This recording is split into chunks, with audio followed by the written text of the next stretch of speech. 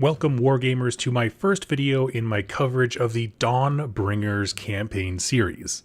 If you are new to Age of Sigmar or Games Workshop, new to the hobby really, essentially throughout the course of the Age of Sigmar meta-narrative, every once in a while Games Workshop will put out a campaign series where it's a collection of books that tell a story and also have missions to let you and I recreate it. The first example being Realmgate Wars was a multi-campaign long book series, Broken Realms certainly being the most recent example of that. But since we were dropped off into the era of the Beast, where Kragnos has now ascended and been unleashed upon the realms, and basically the magics of life are making every realm go wild, no more so than Ghur. Well, in the midst of that, our story just kinda ended.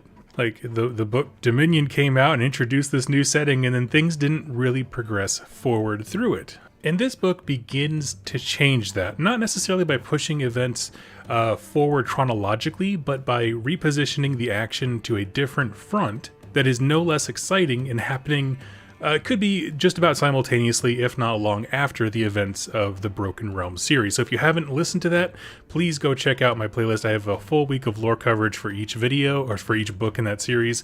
I'll leave links to it down below. And so today we're going to introduce the Dawnbringers series, talk about the overarching story arc that we get here. This is going to be a shorter one because the narrative is a little bit different in this book, as I'll touch on at the end here. So with all that out of the way, where did we leave off when it came to the Realmgate Wars? Because this story picks up like immediately afterwards. Like, there's not really like a definitive timeline, but the events that are mentioned, we're going to recap here at Broken Realms, had really just recently happened. Well, at the end of the Broken Realms series, let's see, Morathi became a god and struck up an alliance with the Deepkin. That was kind of a forlorn experience. Kragnos, a new god of destruction, was unleashed. Grimnir tried reconnecting with the KO, but it didn't really look that good for him. Alariel started a ritual of life that made the realms go absolutely insane, and now we have, like, realm magic beasts, the incarnates, rolling around. Nagash got stuffed into a locker like a nerd. Vindicarum and Excelsis are both basically cities that have fallen. So Vindicarum was almost like deleted from the map. Okay, like just essentially it's built into a giant bowl and Tzeentch demons just wrecked that place. Excelsis is still around much more so. Like, it still functions as a hub. It's more literally intact as a city, even though it like had to fight off a whole destruction army. But Vindicarum got wrecked. And Sigmar launched a whole bunch of crusades, known collectively as the Dawnbringer Crusades, in a plot to basically use this resurgence of life magic to their advantage while things are tilting in their favor. Go out, spread and colonize the realms as much as you can. Basically, dig in a foothold, take the land that we have claimed, build a new perimeter. We're going to push back inch by inch. Now, most of these crusades are, shall we say, of the ill-fated sort. We read one such journey in the book Dominion by Darius Hinks. Highly recommend that one. I very much liked it. But that's just one journey that happened to pan out kind of well. No spoilers on the end there. I'm just going to say with a huge asterisk, kind of well. And if you've read the book, you know how huge that asterisk is, but I'm going to move on. Most of these crusades end in absolute disaster, either getting torn apart by the realms themselves, natural beasts, other armies, of course, like being picked apart by orcs. The new type of orc, meaning the cruel boy, has emerged from the swampy jungles. They got threats on all sides coming at you. And that's really where the Broken Realms campaign series ends for the most part. There's a little bit of intrigue when it comes to Be'lakor and Archaon and their plots and stuff like that. That's not really relevant. We're going to put it off to the side. Those are kind of the big end cap events. But in a very unexpected move, this story, moving into Dawnbringers as a book, pivots the narrative, I guess, like scope of the vision, right? The view, the perspective over to Hammerhal, a city in two realms. Now, if you're not familiar with Hammerhal, it is essentially the first city that was planted in the mortal realms when Sigmar opened the gates from Azyr. It is located initially in Aqshy. So basically the gates of Azyr opened, they found a place in Aqshy, secured it, built a fort around it, and within that fort, they built it around a realm gate that goes to Ghyra, the realm of life. And so essentially this massive city built itself on both ends of a massive, huge, stable realm gate. And when I say massive, like, the story of AOS is kind of fast forwarded it seems like many generations over time since like the founding of the actual story back in like 2015. But now we're talking about like an arcane megalopolis, tiered multiple wall sections, and what they do is essentially use the resources of each city. Now, of course, this place isn't really mentioned in the Broken Realm series, but things are not looking too great here either. So when we talk about Hammerhal, understand that I'm going to be distinguishing it between Hammerhal Aqshy, which I might just call Aqshy, and Hammerhal Ghyra, which is the same half of the city located in Ghyran. Just a few points of interest here before we start diving into the stories of what's going on. Each of these cities has their own complete government, and then those governments work together. So for example, Hammerhal Aqshy is the industrial powerhouse of the Grand Alliance Order, right? They use the magma heat of Aqshy and the abundant amounts of like metals and stuff like that to make weapons, arms, shields, everything that they can. Maybe bringing some stuff in from Chamon, forging it here, and then sending it out to wherever it needs to be fought.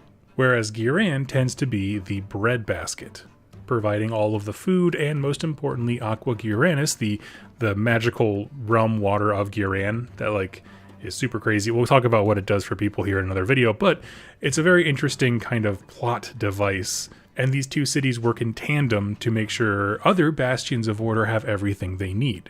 And so our focus kind of settles in Hammerhal Aqshy, and we meet up with characters that are very familiar to us, Callus and Toll. Essentially, inquisitorial investigators sent to see what is going on with these weird production quandaries that are happening in the Foundry, specifically a district called Kindle Heights. For some reason, that entire district seems to just kind of be crashing in terms of its productivity, but there's not really an obvious reason as to why in terms of, there's no strikes going on, there's no equipment damage reported, nothing. And it's here that a very strange case begins to unfold, and I really do hope they flesh this out into a more complete novel. I would love to read it. Callus and Toll are great characters. I already have, I believe, 2 or 3 books. Please correct me down below if you can name all 3 of them, but 2 books for sure, and they're wonderful.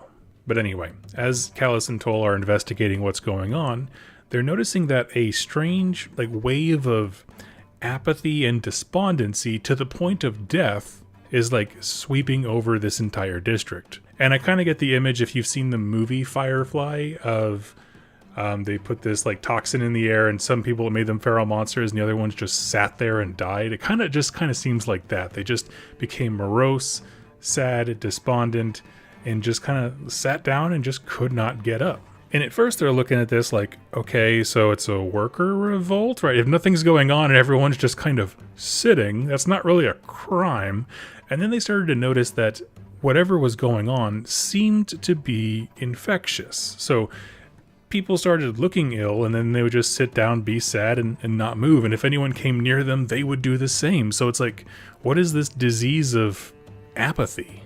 And so these city leaders, who are constantly getting floods of information from both local and, all their satellite locations, gosh, Hammerhal actually must have a ton, they're realizing a pattern is happening, and this becomes the opening part of what they know as the Shudder Blight Plague, a magical storm conjured by, they assume, the forces of Nurgle. It functions like a disease, it's making everybody despondent. Those are 2 huge thumbprints of Nurgle, and we know that we're actively ticking him off, so that makes sense. The math is adding up. And while the city is wrestling with all of these things going on, also the private advisors and the scryers and seers are beginning to sense and suspect that chaos is mounting a major counterattack to the forces of order. Because remember, if we think about the meta-narrative of Age of Sigmar as we know it, right, since it started with the Gates of Azir opening up, the forces of chaos as a united, loosely, front have received a real 1-2 punch. Okay, Order came back in with the Realm Gate Wars, took a whole bunch of massive realm gates, disrupted all of their transportation, dominated several massive fortresses. They came in hard and wrecked things very fast and aggressively, making friends along the way. Before we saw a real good counterpunch from Chaos Forces, though, Nagash came in with the metal chair like this was a WWE wrestling match. And that whole side quest went down, right? So now Death is kind of the ascendant faction. Now the era of the Beast began. Kragnos is going wild, but it's not happening here. It's not nearly as setting wide as the Necroquake was. I mean, life is blossoming everywhere, but it's not all like Ghur, is what I'm saying. And when we talk about the size of the armies that Archaon has access to and knowing how much disruption came out of absolutely nowhere, I'm reminded of the phrase, I think it was a World War I quote, of like, the deployment of millions cannot be improvised or something like that. Like, this stuff takes time and they just keep getting knocked backwards. And so now what they're seeing is this is the chaos counteroffensive. But what shape this will take is a huge mystery at this point. So everyone's like on edge trying to isolate whatever is going on in Kindle Heights. And the scryers are like, something's coming, something's coming. They're saying this to all the political leaders, and the political leaders are like, I'm not worried about that. I'm worried about what's going on with our neighbors, Hammerhal, Ghyra. Like I said, 2 cities, 2 mayors working in tandem. Aqshy is the industry, Ghyra is the breadbasket, and the Shudder Blight Plague is here as well, specifically taking the form of a massive rainstorm. What we begin to see is that the things that are going on in Aqshy are really just kind of warning signs of what's going on in Ghyran. The Shudder Blight Plague is kind of passively sifting through and poisoning little tiny bits of Aqshy, but it is a torrential downpour in Ghyran. This rainstorm is bringing in this miasma of despondency, and it started to creep over and infect all of the different various sections of Ghyran. Again, it's like a huge Nurgle plague storm centered all around Hammerhal Ghyra. And that is until Alarielle saw what was happening and was like, that just will not do, came down to the dead center of the storm and began her own rainstorm, this time raining healing water. So she didn't shut down the Nurgle spell, she just kind of started enacting her own counter one. What's really cool is that the book points out that she's not creating rain, she's actually like channeling water from a waterfall to go up into the sky and then sprinkle outwards, which I thought was kind of a cool image. Like, that would make some pretty baller Lisa Frank art of just like redirecting a whole waterfall and spreading it over a nation. The problem is, though, is that her storm can't touch everything. Like, if all you're doing is washing off the Nurgle stuff, well, anything that pools water can potentially contain the contaminant. And so we get this kind of visual of, caves and caverns and little repositories of water that you might not think anything of otherwise begin kind of collecting rotting flies in little clusters. So we know that it's not good.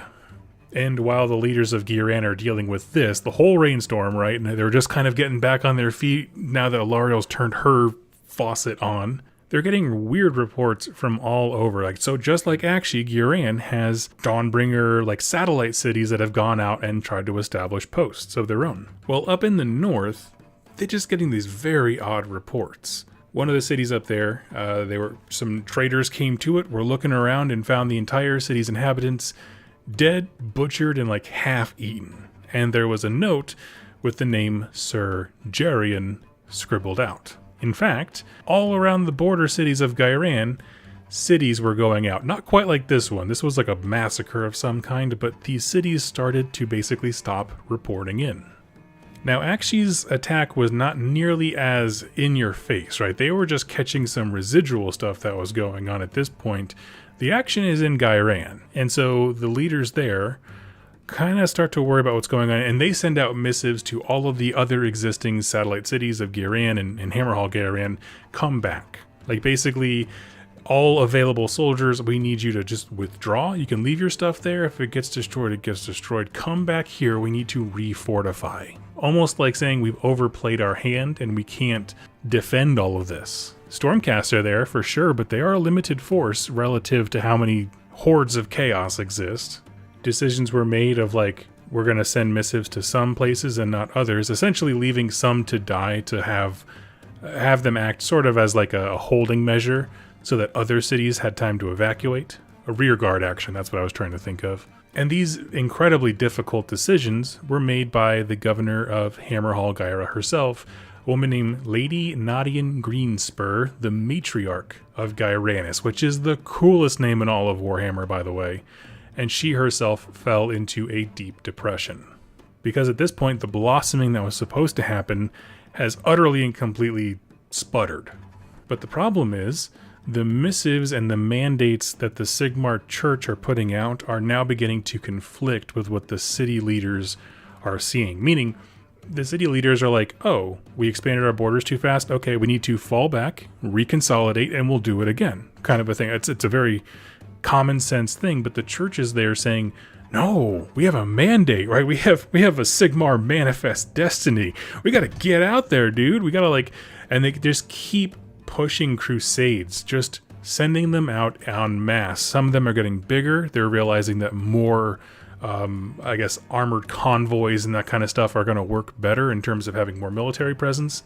And they're just kind of evolving with what's happening. So, for example, it's rumored that Hammerhal actually is looking to do one uber Dawnbringer crusade instead of a bunch of smaller ones, basically looking to move an entire city and military garrison at the same time, rather than pioneers who happen to have guards.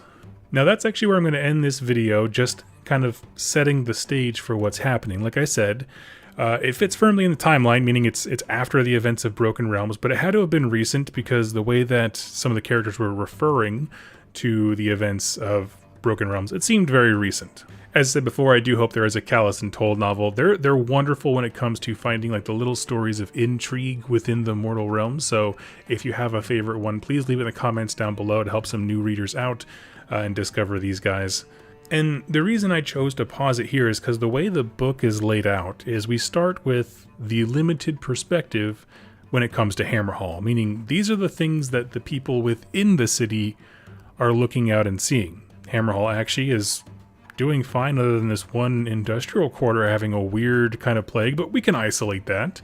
We're more worried about what's going on with our neighbors, and the neighbors over in Ghyra are getting literally flooded with sadness, and a god is actively there constantly trying to help, and it's still not enough. Weird things are happening. They're starting to have what I can imagine would be conflicts within the government and the church. And the whole thing just needs to recede a bit at a time where receding is kind of anathema to the plan. That being said, it doesn't help anybody if you just leave them all out there to die on their own. So I totally get it.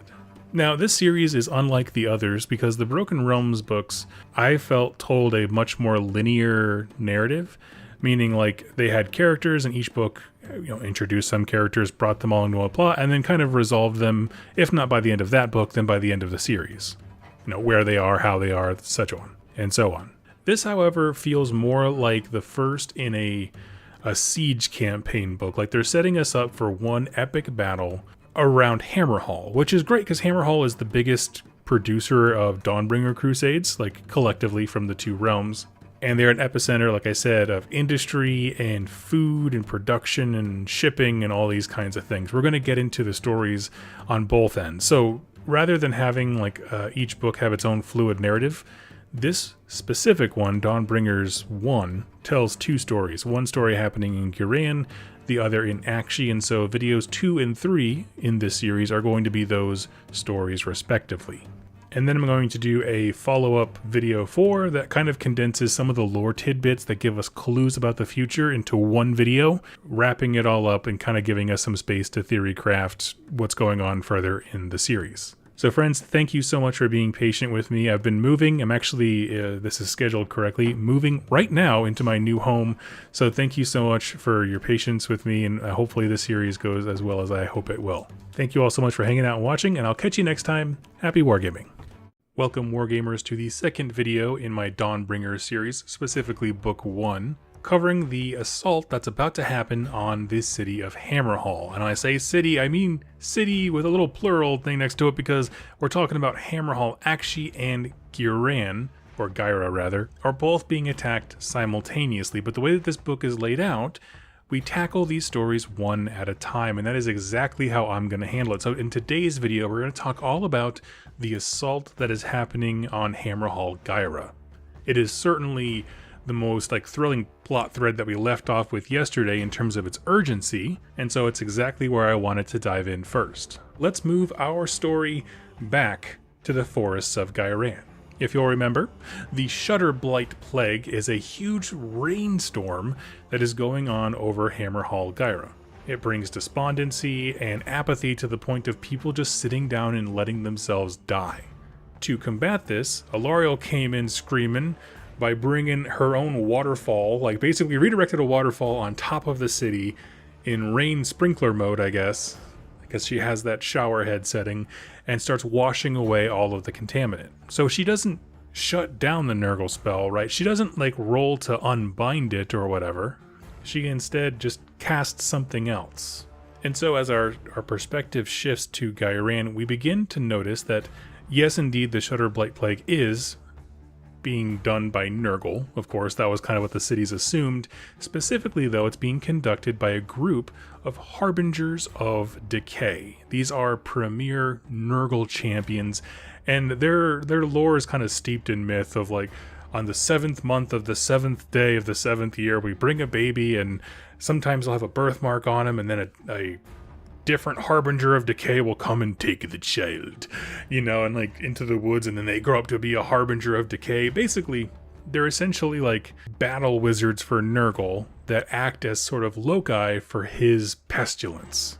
Mortal champions with godlike powers that kind of trail around their wake.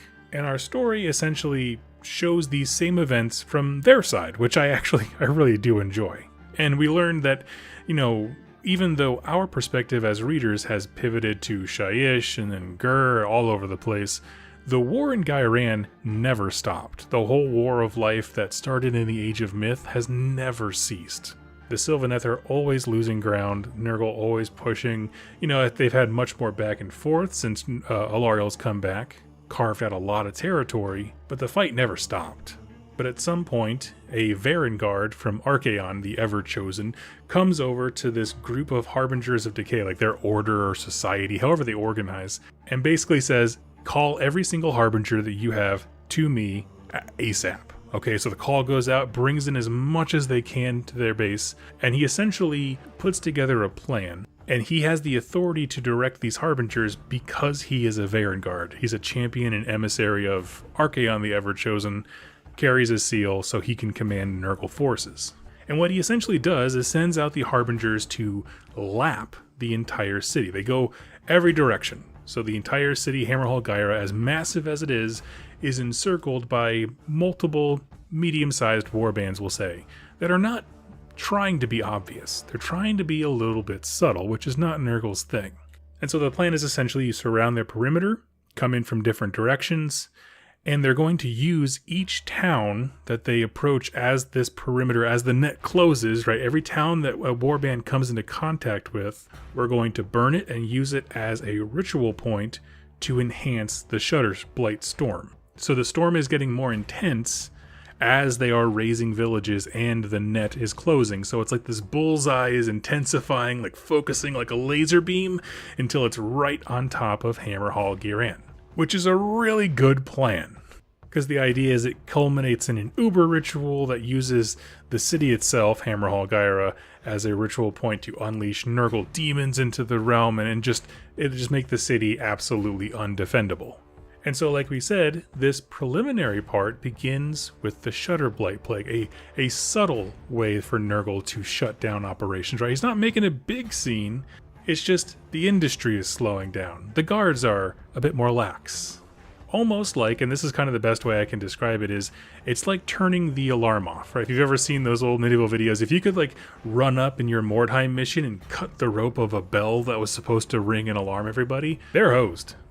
And we're given a sense of how one of these smaller satellite cities in Ghyran falls as this net is kind of dragging close. They actually kind of give us a little example with one city. So essentially, first this wave of apathy comes over the entire town. Stuff just gets hard to do. Taking care of yourself becomes difficult. All of a sudden, sickness and disease. Everything with Nurgle is kind of weighted in waves of 7, so probably 7 different poxes probably invade your town. It takes 7 days. The attack happens. Then they're going to build a giant filth pit, which is a thing that's mentioned a few times in the lore, which is exactly what it sounds like. Part Nurgle ritual location, church steeple, outhouse, plague repository, all of it. Plant a garden of Nurgle at this point, and then move on to the next city. Again, that's happening all around Ghyran, and the perimeter is closing. And so from the perspective of Hammerhal, things are just going dark in every direction. You have the forerunners of the disease kind of like seeping into the city, but the momentum is building for Nurgle as this net closes, which is the big thing, is that it's kind of like a snowball. It gets worse the longer it can go on. However, from the perspective of the Harbingers of Decay, one thing is really strange. There's one thing they don't like about this whole situation, is that the reports that they're getting from the northern section of Hammerhal, Ghyra, are having complications. It's almost like that part of the net has kind of stalled. There's a gap in their line. Before this gap appeared, they were receiving odd reports of cities being found entirely murdered, feasted upon.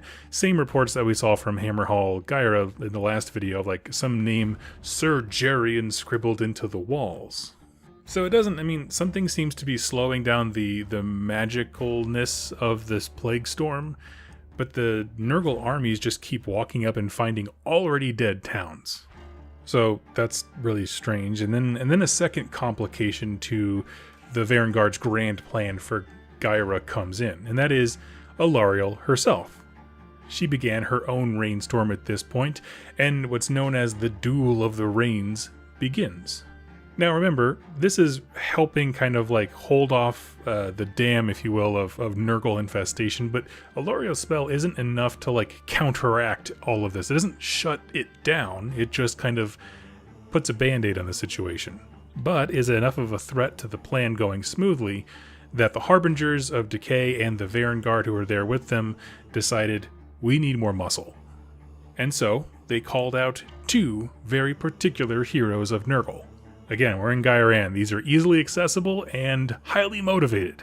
The first one is one of my absolute favorites, Rotigus the Rainfather. This is the named Great Unclean One mini. I love his lore, his background. He brings natural blight storms with him everywhere he goes, and he added his demon hordes to the mass. And again, he has a big focus on spellcasting and stuff like that, so he intensifies what was already going on. And wherever Rotigus went, Alarielle's defenses did nothing, right? Like he had like the magnifying glass laser pointer of plague stuff, and Alarielle gave a little protection to a huge area, but if the concentrated power of Rotigus or a Harbinger fell on your specific town, you were done. And so that resumes like the military progress part of things. But the second call that they sent out went to Bloab Rotspawn, who, if you don't know, is an incredibly interesting character from Age of Sigmar history. He was back in the old world and then brought forward, but essentially he is a champion of Nurgle that is so consumed with flies and bugs that he has become the horde, right? He's become the whole nest of bugs. They literally just writhe under his skin and make him look like he's a person. Now, he is the bugs and the bugs are him. He has immortal sentience and he can talk to people or whatever like that, but he's gross.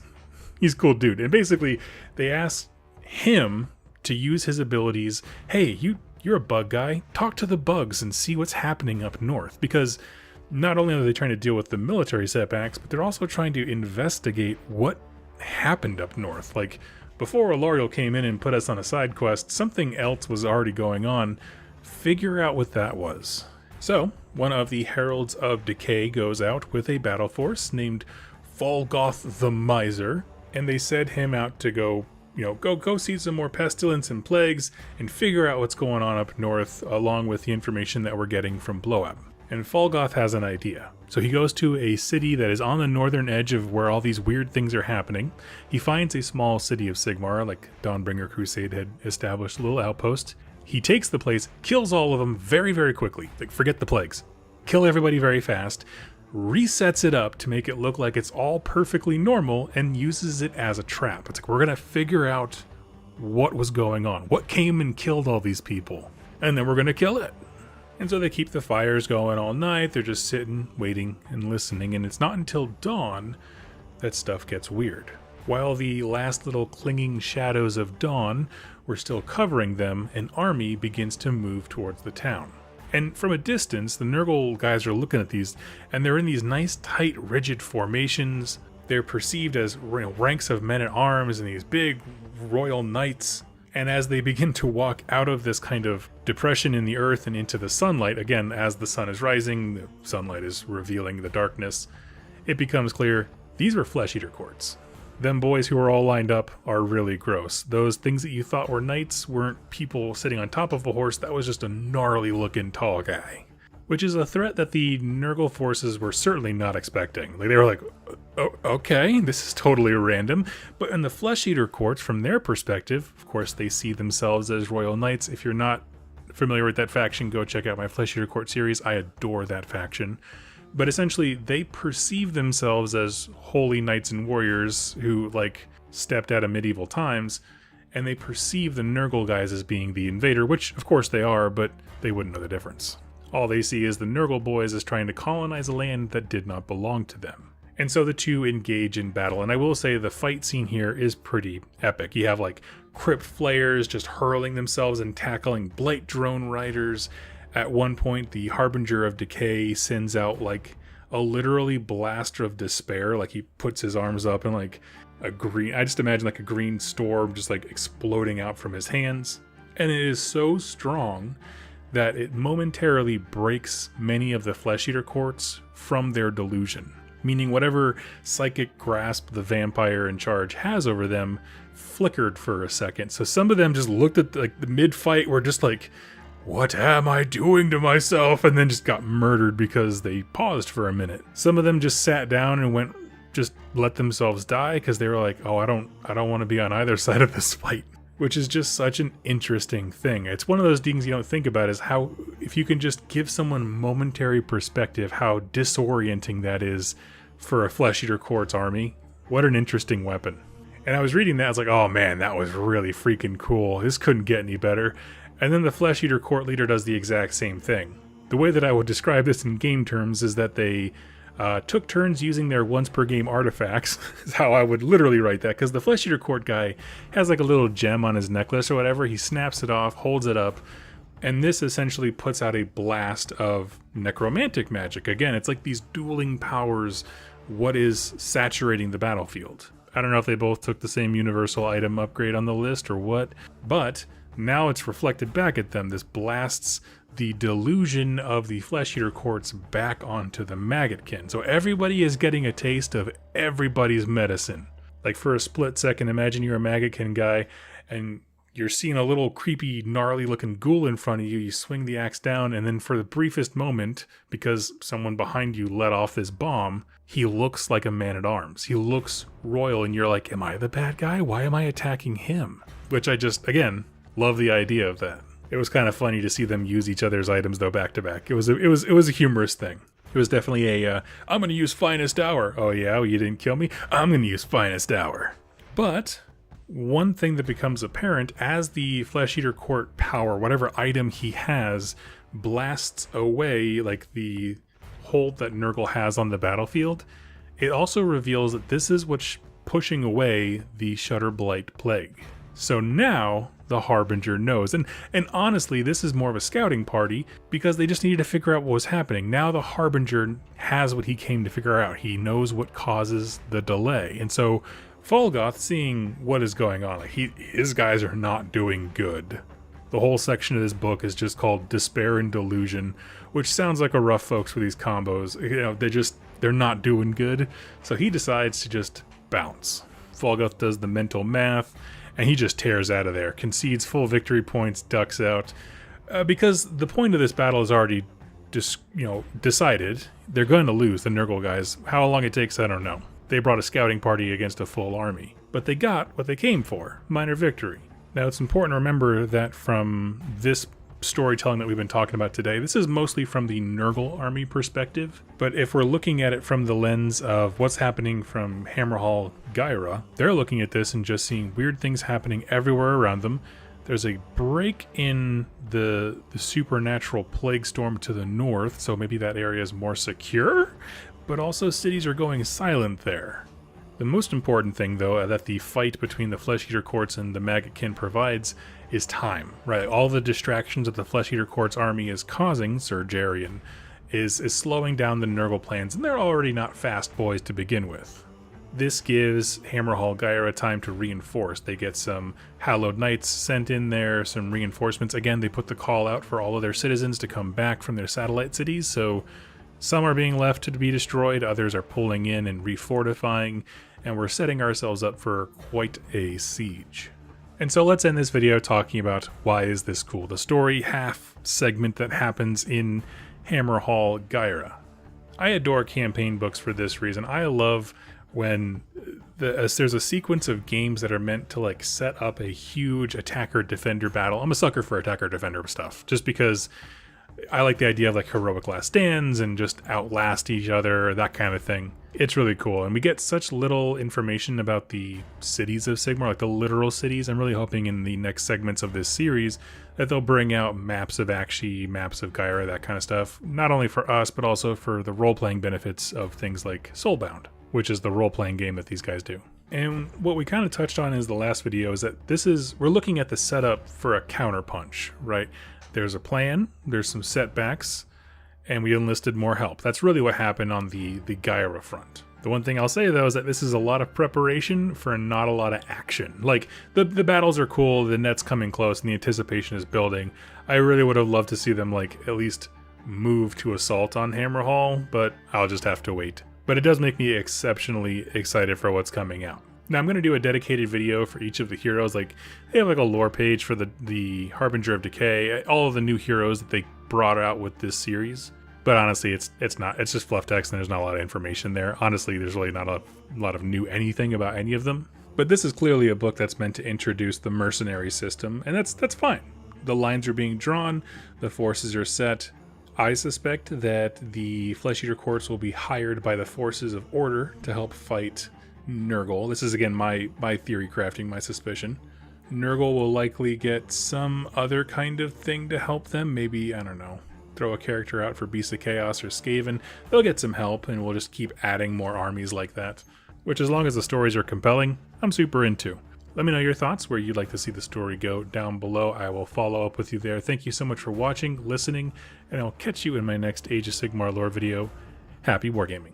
Welcome, Wargamers, to part 3 of my coverage of the first Dawnbringers Crusade book. Hope that you are enjoying it as much as I am. In our previous videos, we introduced the setting in the conflict, meaning we moved the perspective from Gur, as it had been in Dominion, over to Hammerhal, both in Hammerhal Ghyra, which was last episode, and Hammerhal Aqshy, which is going to be the focus today.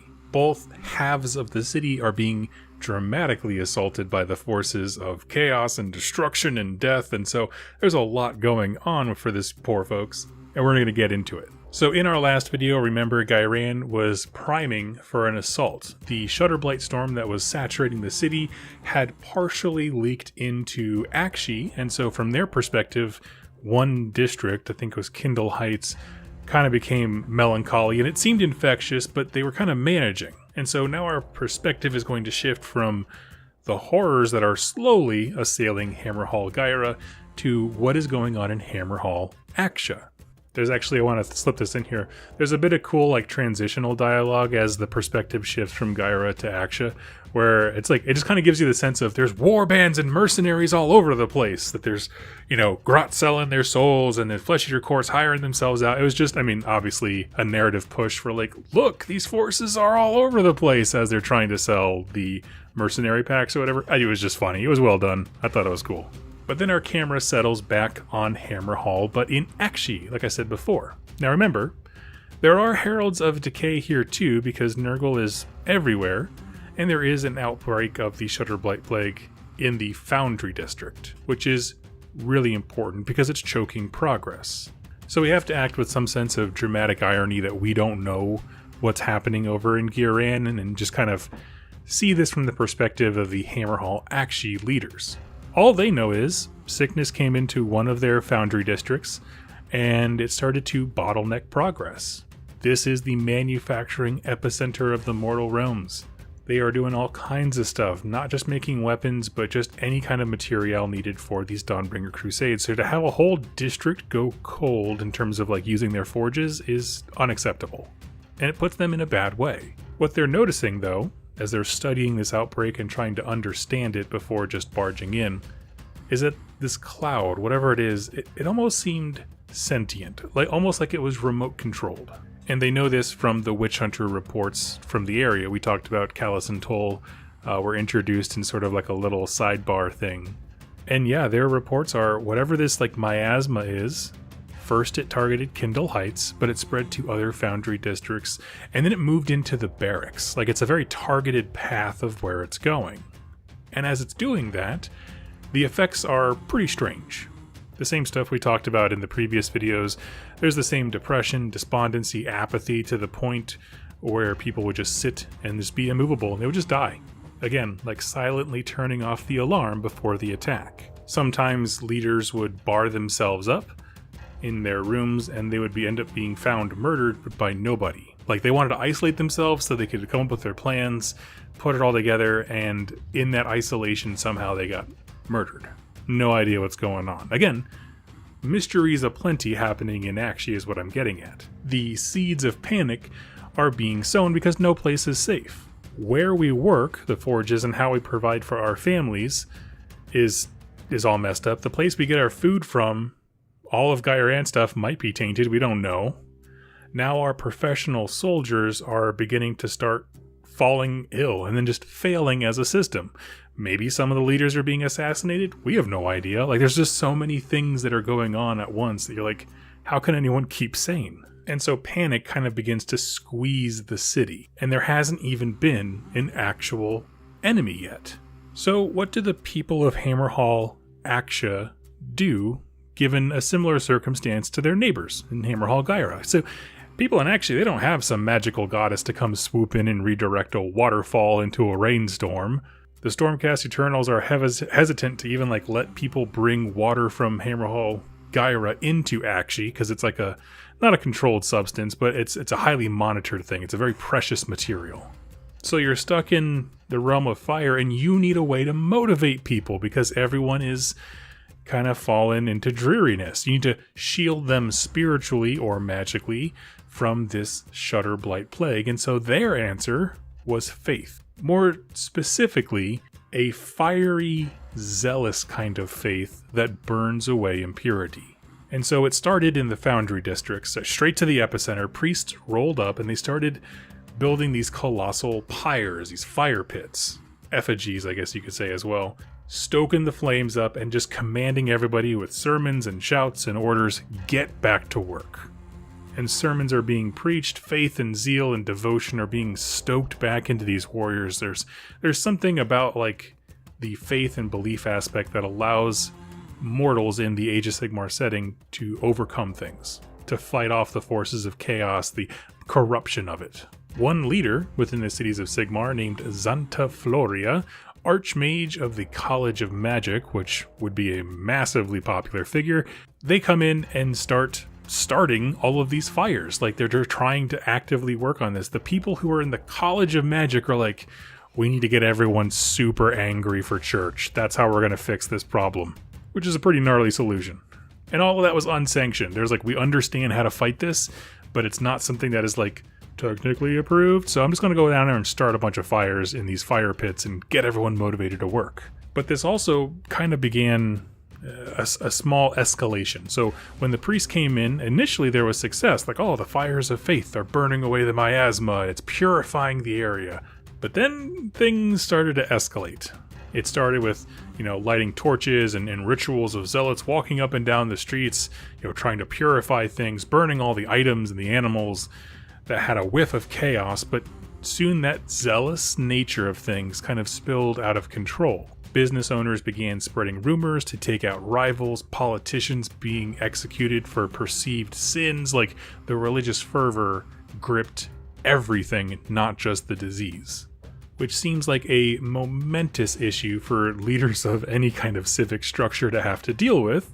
But at this point, from the city leader's perspective, the priests of Sigmar are confident they can at least direct the zeal of the workers to being efficient, and right now that's what they need. We need to make sure that this never bottlenecks. Progress cannot be stopped. If we need to work on a deeper systemic issue, we can do that later, but right now the foundries are working thanks to the priests.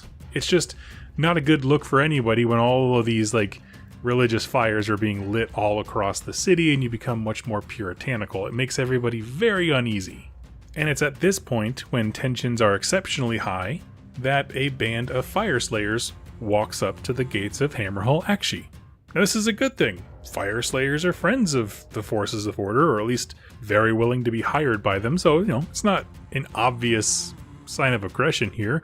And these Fire Slayers are led by Fiori, known as the Grim Barazki, or the Grim Hold Exile, last survivor of his magma hold, Guzenhold, which was located in the Adamantine Chain, overrun by Skaven and Gloomspite Gits. If you look at a map of Aqshy, the Adamantine Chain is actually directly north of Hammerhal Aqshy, so his place got raided, absolutely destroyed, and he is the last survivor. And as such, he carries the last ember of the Magma Forge from his hold. If you don't know the Fire Slayer series, we went into it, the Magma Forge that they have at the dead center of all of their holds is like not only an industrial piece of hardware, but also a religious kind of focal point. So taking the embers out of that fire means if he ever did, he can either use that to smote his enemies or rekindle it somewhere else, add their flame to another flame, and bring people together. It's like a ceremonial type thing as well as it is magical. And as such, he honors the oaths of his former hold, which had a very strong tie to Hammerhal Aqshy. And so he makes his way there, not really sure what else to do, but the idea is like, well, maybe I'll join one of these Dawnbringer crusades, basically looking for a way to fight and die honorably, serving the bonds of brotherhood that his hold honored in life, which is a great motivation. And as he's traveling, he actually meets up with a bunch of other Fire Slayers from other holds, and they have some very interesting reports. As all of these Fire Slayers are kind of randomly collecting along the way from, their mountain ranges to Hammerhal Aqshy, their stories begin to collect and they paint a picture. Something is going on with the Gloomspite Gits. There's tons of reports of trogoths with these big rocky growths coming out of them, smashing through several underground passages and holds, so maybe a new species of trogoth of immense size.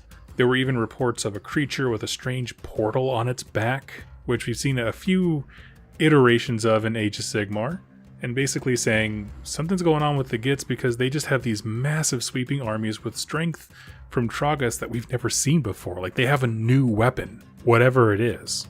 And so as Fiori is listening to all these things, he's realizing his mission goes from being a suicide mission where he's just going to join whatever fight he can to now, well, my mission is to warn Hammerhal Aqshy of what is happening, right? As he's putting the pieces together of where these holds all were, he's like, oh, there's something bearing down on us, like real big time. And so he's like, stop hanging out together. We need to go straight to the city and warn everybody. However, when they get to Hammerhal Aqshy, there are absolutely no resources to go check this out. Remember, the whole time we've been talking about how they have their own issues. Politically, religiously, in terms of both their output, and it's a mess.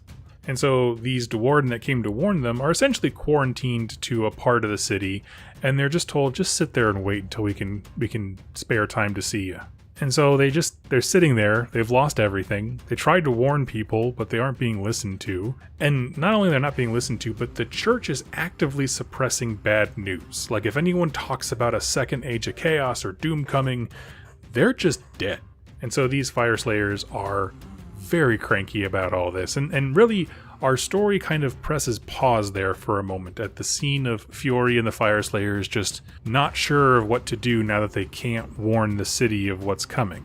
And we take a step back. And so while all of those things, right, those two arcs of the city in internal turmoil, and then also the Fire Slayers knowing something is coming. While all of that's happening, there's some rumbling going on underground. And we pause here to get a really cool insight into how the Dawnbringer Crusades are functioning. So, while many Dawnbringer Crusades went out in the classic style like we saw in Dominion, out in the open, just a stream of pioneer carriages and carts, whatever, going in a straight line, some of them found out that it's actually easier to survive in the mortal realms if you do so underground. We saw this in the area known as Galay in Gur, where the surface was such a hot savanna that people started to build entire cities underground in sort of like the mountain frameworks that were there. Well, they do it here in Aqshy as well, trying to escape the sun. Of course, it's the realm of fire, gotta get out of the sun. Now, one of these cities that was successfully planted underground was known as Ghyra. It was a highly successful city of Sigmar plant that acted as a huge hub of industry, specifically an industry centered around glass blowing. They used the heat of Aqshy. I'm sure there were tons of resources there underground to make glass, and they essentially were a hub of creation of glass bottles needed. And we're going to talk about the reason for their glass bottles here in a little bit, but it was a big, successful city, and they are about to have a very, very bad day. Because on a particular day, throngs of greenskins, specifically Gloomspite gits, started to hurl themselves at this city.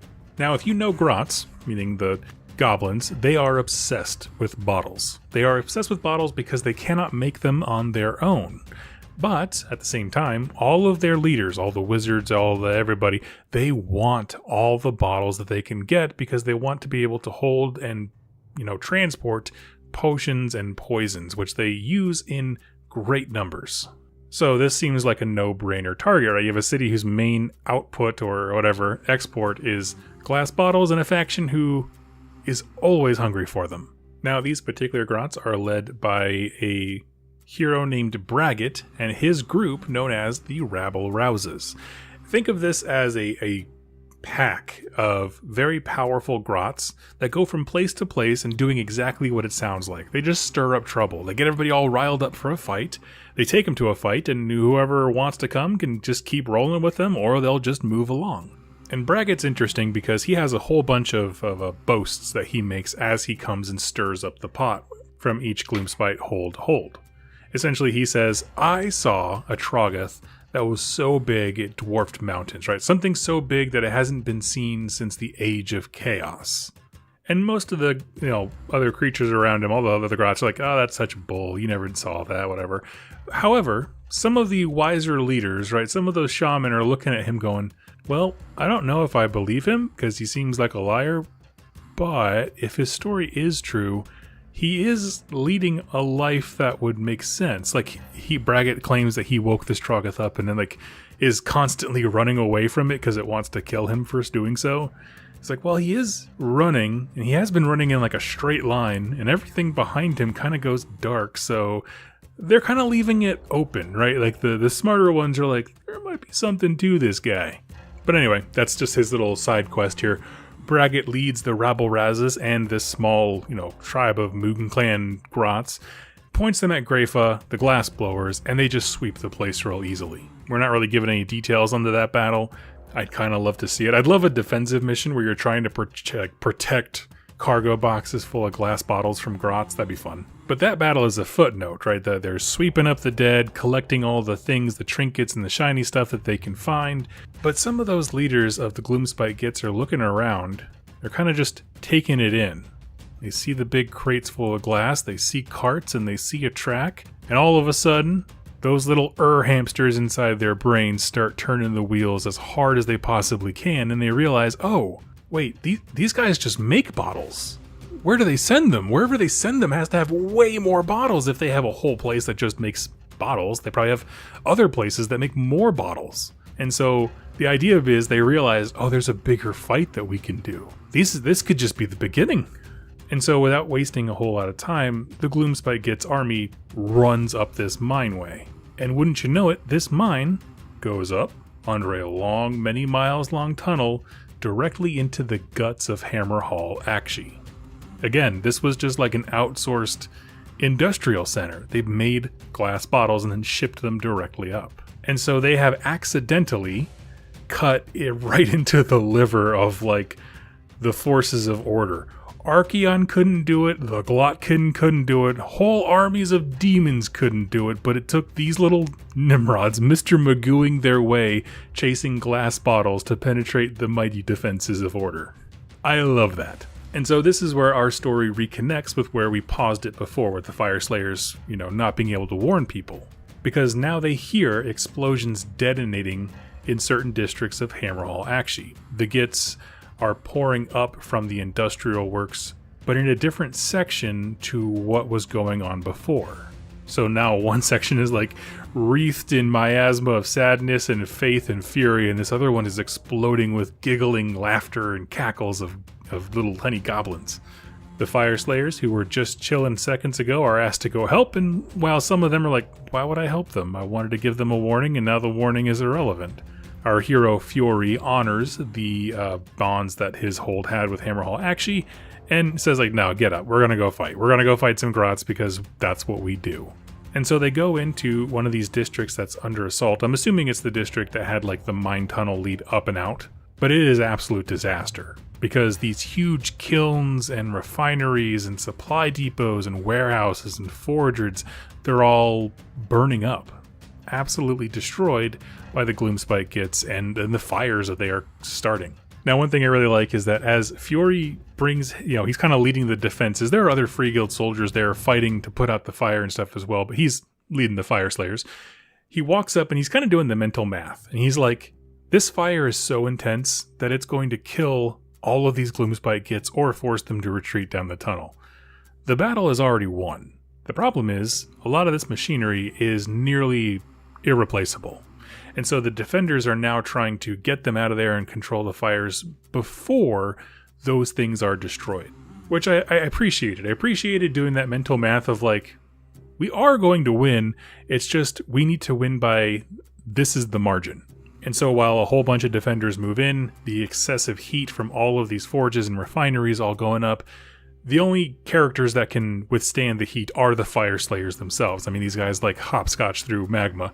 And they look around, and some grots are on fire, but others are still having a great time as the flames are consuming around them.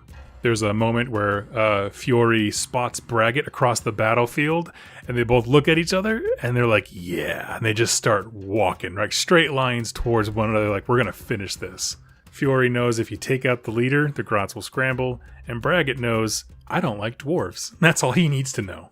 And this fight, the scene of it is really cool. And it reminds me of like the classic old world dwarves versus goblins fights that we would see. Just waves of Moon Clan grots surrounding Fjord. He's just like swinging his hammers, which again are lit by the last embers of his home forge. And so he's just like going straight through them. And he takes out a ton of them before he's clipped in the side by a poisoned spear. And he falls to a knee, and right before he is like surrounded and they descend on him, he takes those two hammers and slams them together. When he does that, fire erupts all around him. I imagine it's kind of like an AoE attack, just burning all of the Gloomspite gets in his area, and it evaporates any grots who are immediately near him. It seems as though the radius, though, didn't quite kill Braggot, like he scorched him a little bit. I think his leg was burned, but he was just out of range to be killed. However, with Braggot now debilitated in some way, the assault is now broken, right? The leader's down. As predicted, the Gloomspite gets immediately shatter as a force, and they start running back down the hill. The offensive is busted, and Fiori collapses, totally unconscious.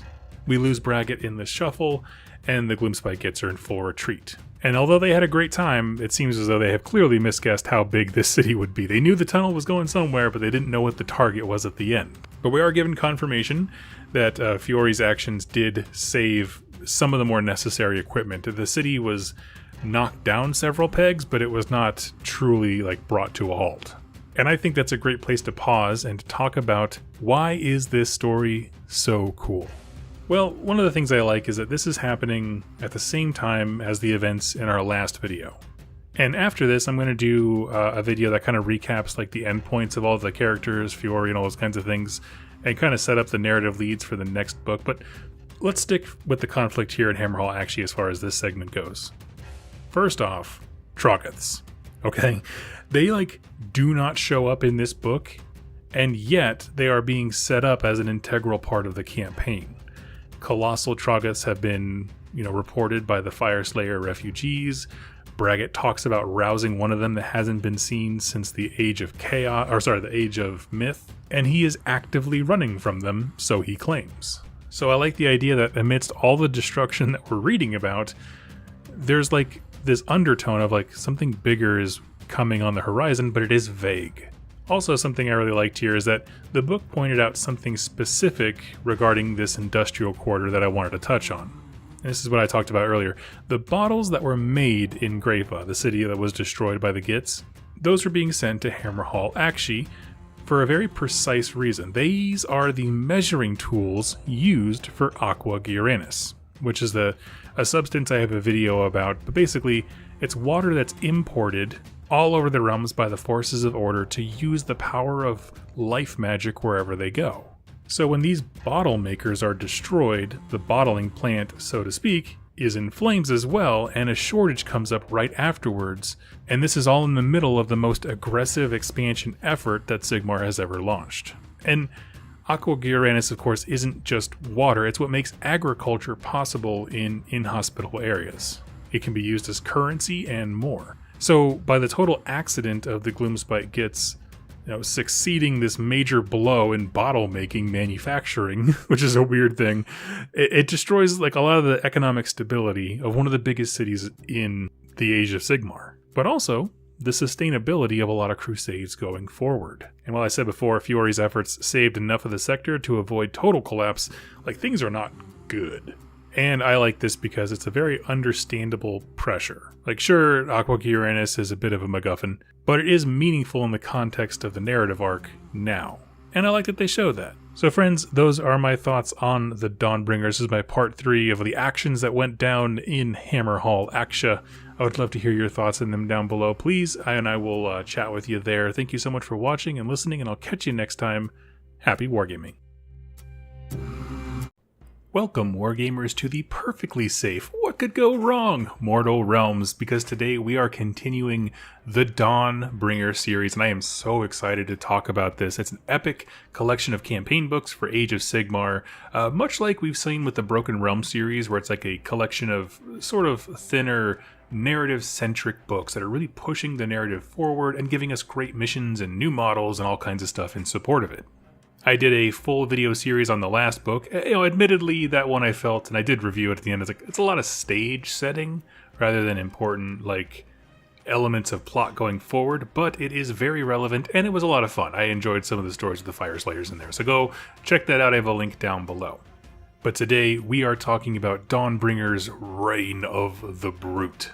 And now, within the context of our narrative, things are really cooking, right? We had the stage set for trouble with our assaults on Aqshy and Ghyra in the last one, and now all powers involved are looking to really make their moves. Chief of which is Sigmar, who is now launching the most massive Dawnbringer crusade in the realm's history, and 2 of them simultaneously. Both from Hammerhal, but one from Aqshy and one from Ghyra, setting out to expand the God King's grasp on the mortal realms. These are like major city plans. This venture is called the Twin-Tailed Crusade. And it was really hinted at in the first book, Harbingers. We talked about that there's a lot of discussion and back and forth about it, but the true scale of what they unleashed here is kind of hard to imagine. Never mind just imagining it, it's hard to feed, clothe, arm, and so on. And so we're going to talk all about the Twin-Tailed Crusade today. So Dawnbringers 2, Reign of the Brute, is set up similar to the first book in its format. There's one chapter that's kind of a big lore dump at the top that applies to the entire book, right? It applies to both sides of Hammerhal, basically is what they're saying. And then from there, the chapters split into the different theaters of war, one in Aqshy, one in Ghyra. And so I kind of wanted to match this because it makes note-taking very straightforward for me and very simple. And so today we're going to talk about information that is relevant to both crusades, but not detail their journeys quite yet. And the reason being, once these stories begin, they are a roller coaster of awesome. This is a really epic story, and I thoroughly enjoyed it, but we need some context to get started. And really that comes down to the basic question of what is different about this crusade than ones in the past, right? It was kind of foreshadowed, but a lot of things were foreshadowed in the last book, including Trogoths the size of mountains. There's a lot going on. What is the actual issue with this? And there's a few things that I broke down to why these are different. The first one being the scale, right? And I mentioned this at the top. Nothing this large has been attempted. Most Dawnbringer crusades, we find out, are relatively small. They have a fount of Aqua Ghyra, some basic prefabricated structures that all look like they're built from IKEA, so they're also flush with Allen wrenches, but they're small by design. The idea is maybe we can sneak around and spread and kind of sow the oats of civilization across the realms. And then kind of build each other up in isolation and then network it all together. But truth is, that was not working too well. You know, if the story Dominion by Darius Hinks is any example, these are brutal affairs. And if they're smaller, there's less defense. You just become, a slightly larger or smaller prey. We talked about these in the last book. There were tons of reports that this approach was just not working. It ended in thousands of very unnecessary deaths. False visions leading people, into massive traps or just realms, sized catastrophes. Crusades being wiped out one after the other, all trying to reach the same dubious spot of like, why is this spot calling out to us, but everyone goes there dies. They lose those weapons, that food, that ammunition. And one of the things that's notable in this that wasn't really noted too much in earlier Cities of Sigmar books is that they only pack enough food for you to get through to your first harvest. So these guys are walking out there. They have to plant immediately with their Aqua Gyranis. They're almost assured to be able to get some food, but they're not carrying much. So if anything goes wrong, they're in trouble. So those are normal ones, right? But the Twin-Tailed Crusade is a different matter. And it's important to remember that this is happening all around all these lesser crusades too. Like all these smaller cities, or not smaller, but satellite ones like Excelsis and all those, they're still sending out normal Dawnbringer crusades. This is happening simultaneously. Imagine 6 or 7 of those lesser ones all joined together. So you have literal thousands of colonists, or pioneers, whatever word you want to use. A full military detachment, not a guard like we saw in Dominion, where it's, a few guard and then there was a Stormcast unit that came with them, just a couple of them, that just escorted them to where they were supposed to go, and then they were supposed to ditch them. Whereas I was like, oh, that's cold. But there's none of that. This is a full army. Whatever city we found, this is its army from day one. So you have Stormcast Eternals, Cities of Sigmar, and any allies who want a block on this new quote-unquote city. So you might have Fire Slayers. Yeah, we want to have an outpost here. Daughters of Cain want to have a temple. Whatever it might be. And not only are the forces at work much, much larger in scale and scope, but also the supplies that they are carrying. And this is a big one we talked about in the first book. A heavy theme was on production and manufacturing. Can the rate of expansion of these Dawnbringer Crusades possibly be sustained? Because it's insane right now. Well, they're carrying enough food and supplies to last several seasons, which is fantastic. So they have time to actually cultivate the earth, maybe even build up a reserve faster, maybe not focus at all initially on food. They now have time, if they get there fast enough, to just focus entirely on defense, to found a strong city, and then get to cultivating. It's not rocket science, but it's just stuff that you learn through trial and error, and it's just people got tired of trying before the errors were learned. Now, another difference between this and a normal Dawnbringer Crusade is kind of how it was assembled, right? From the moment it was announced, excitement burst at the idea. Now, it wasn't random beggars with nothing to lose on a crusade, although there were nobles and stuff like that in the smaller ones. The overwhelming majority of people who went on those, they had nothing, and it was the gamble to cement your place in history and have a lineage for your children, basically. But people who had well-established lives weren't doing that. But on the Twin-Tailed Crusade, it's strong, healthy men and women, business owners, merchants. Again, they are trying to plant a functional city with trade routes day one. So if you're like, hey, I'm getting a lot of competition in this city, I'm just going to move to the newest, most big open market that there is. That's smart. And they're moving in a tide that is way safer than anything that came before it. Which is it's not really mind-boggling. I feel like the writers at Games Workshop are just writing in at the Cities of Sigmar folks, that their leaders are just astounded that people get more excited for plans that don't treat their lives as cheap. So it's just yeah, no duh. You mean we move safer and have more guns and food? Yeah, of course I'll go with that one. But as town criers are going out announcing this, they had the easiest time ever. People just wandered out of the cities. But they wanted to take the security of the cities with them, and that made it much more palatable. The forges of Aqshy were partially restored from the fire of the first book, and it's been working non-stop to arm this endeavor. And the same goes for Ghyra, except they're stockpiling food at a an insane rate. Same thing for water. And like I mentioned in the first book, we get these great little comments about what's happening from the minds of the people seeing it. You know, just, are there various leaders who are not so jazzed about XYZ kind of a thing? Anyone joining this crusade, the Twin-Tailed Crusade, is super jazzed. They're like really into it. This is the coolest thing ever.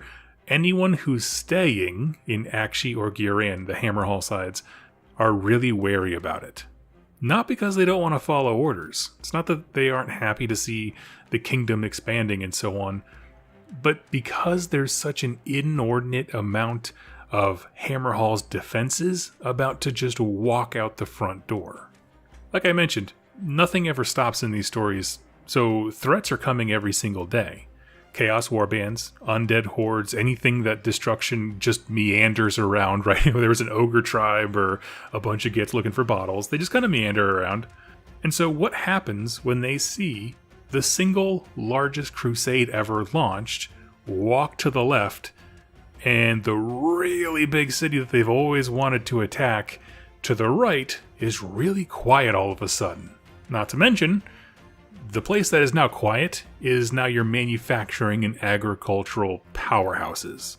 And I talked about this a little bit. I'm a big fan of history, and one of the interesting things that really started to come about in World War I was this idea of the home front. How much of the factory workers, farmers, and general population can you take away from a society and still have it function? It's like, well, you're going to send these crusades out, but you need people to run these places to make weapons for the next one. Or now you need to rearm your own guards, or you know what I mean? Like, it just puts such a burden on the society that's losing all those resources. And how much can you take away before you stall growth, or it loses the ability to functionally defend itself? And so the city leaders of Hammerhal, of both Aqshy and Ghyra, although separately and kind of together, are looking at this, and they're going to be like, how are we going to survive? If they leave and plant a new city, but this one gets destroyed, what have we gained? And the counterpoint is, well, caution has gotten thousands of us killed already by being stingy with how we send out crusades. And then there's the counterpoint of like, this will be the last crusade of only significance if everything that's meant to manufacture new ones gets destroyed and there's no one to run the forges. And then, you just kind of go back and forth. Counterpoint. Forges are meaningless if you can't use the tools that they make to flourish. It goes back and forth. And what I like about this is because it puts the story in a perspective where neither side is wrong. It's just about their priorities and their values. The people staying are worried about staying alive. The people going are really confident about all the things they're taking away from the first group. And the last thing I want to touch on here is their plan. And so with these epic armies and colony plants on the move, what is the plan? And we're given very little detail at this opening section of the campaign book. The Aqshy Crusade is planning to head east across the Great Parch, which has been the setting for a number of huge events in Age of Sigmar history, mostly during the Realmgate Wars. That was the big one. That's the epic site of Vandus Hammerhand and Korgus Kull, having their fight off at the end there. And they're going to move into the mountain valleys known as the Talons. Now, I couldn't find a picture of anything that mentions the Talons specifically, but there is a lot of mountain ranges in Aqshy right around the Great Parch, so we're assuming they're headed east into one of those. As for the other crusade, the Ghyra side, they are crossing the wilds of Verdia, and they're basically headed north to the northernmost tip of the Everspring swath, but we're not really given a lot of, detail about their actual heading. They just want to head north, and what's interesting on the map here is it kind of bottlenecks right there, and so it presents an interesting opportunity to get ambushed from the left or the right, and we don't know which direction they are going, so I'm very interested to see what happens there. And we'll end this video, like we end all of them, by talking about why is this cool. Y'all have no idea how pumped I am for this book, and really just this series.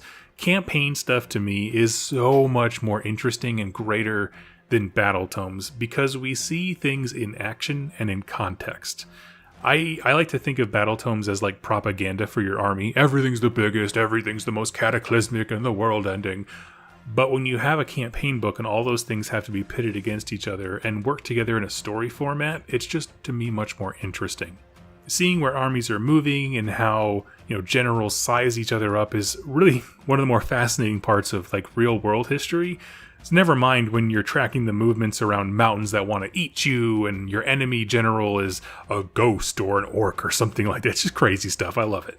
And speaking of my affinity for history, one thing I wanted to nerd out and bring up, if you didn't know, it has me thinking about naval warfare in World War I, which is no one knew how to keep ships safe during transit, specifically from the German subs and torpedoes and stuff like that. And it took multiple countries innovating and lots of lost, trade ships and that kind of stuff for people to figure out the convoy.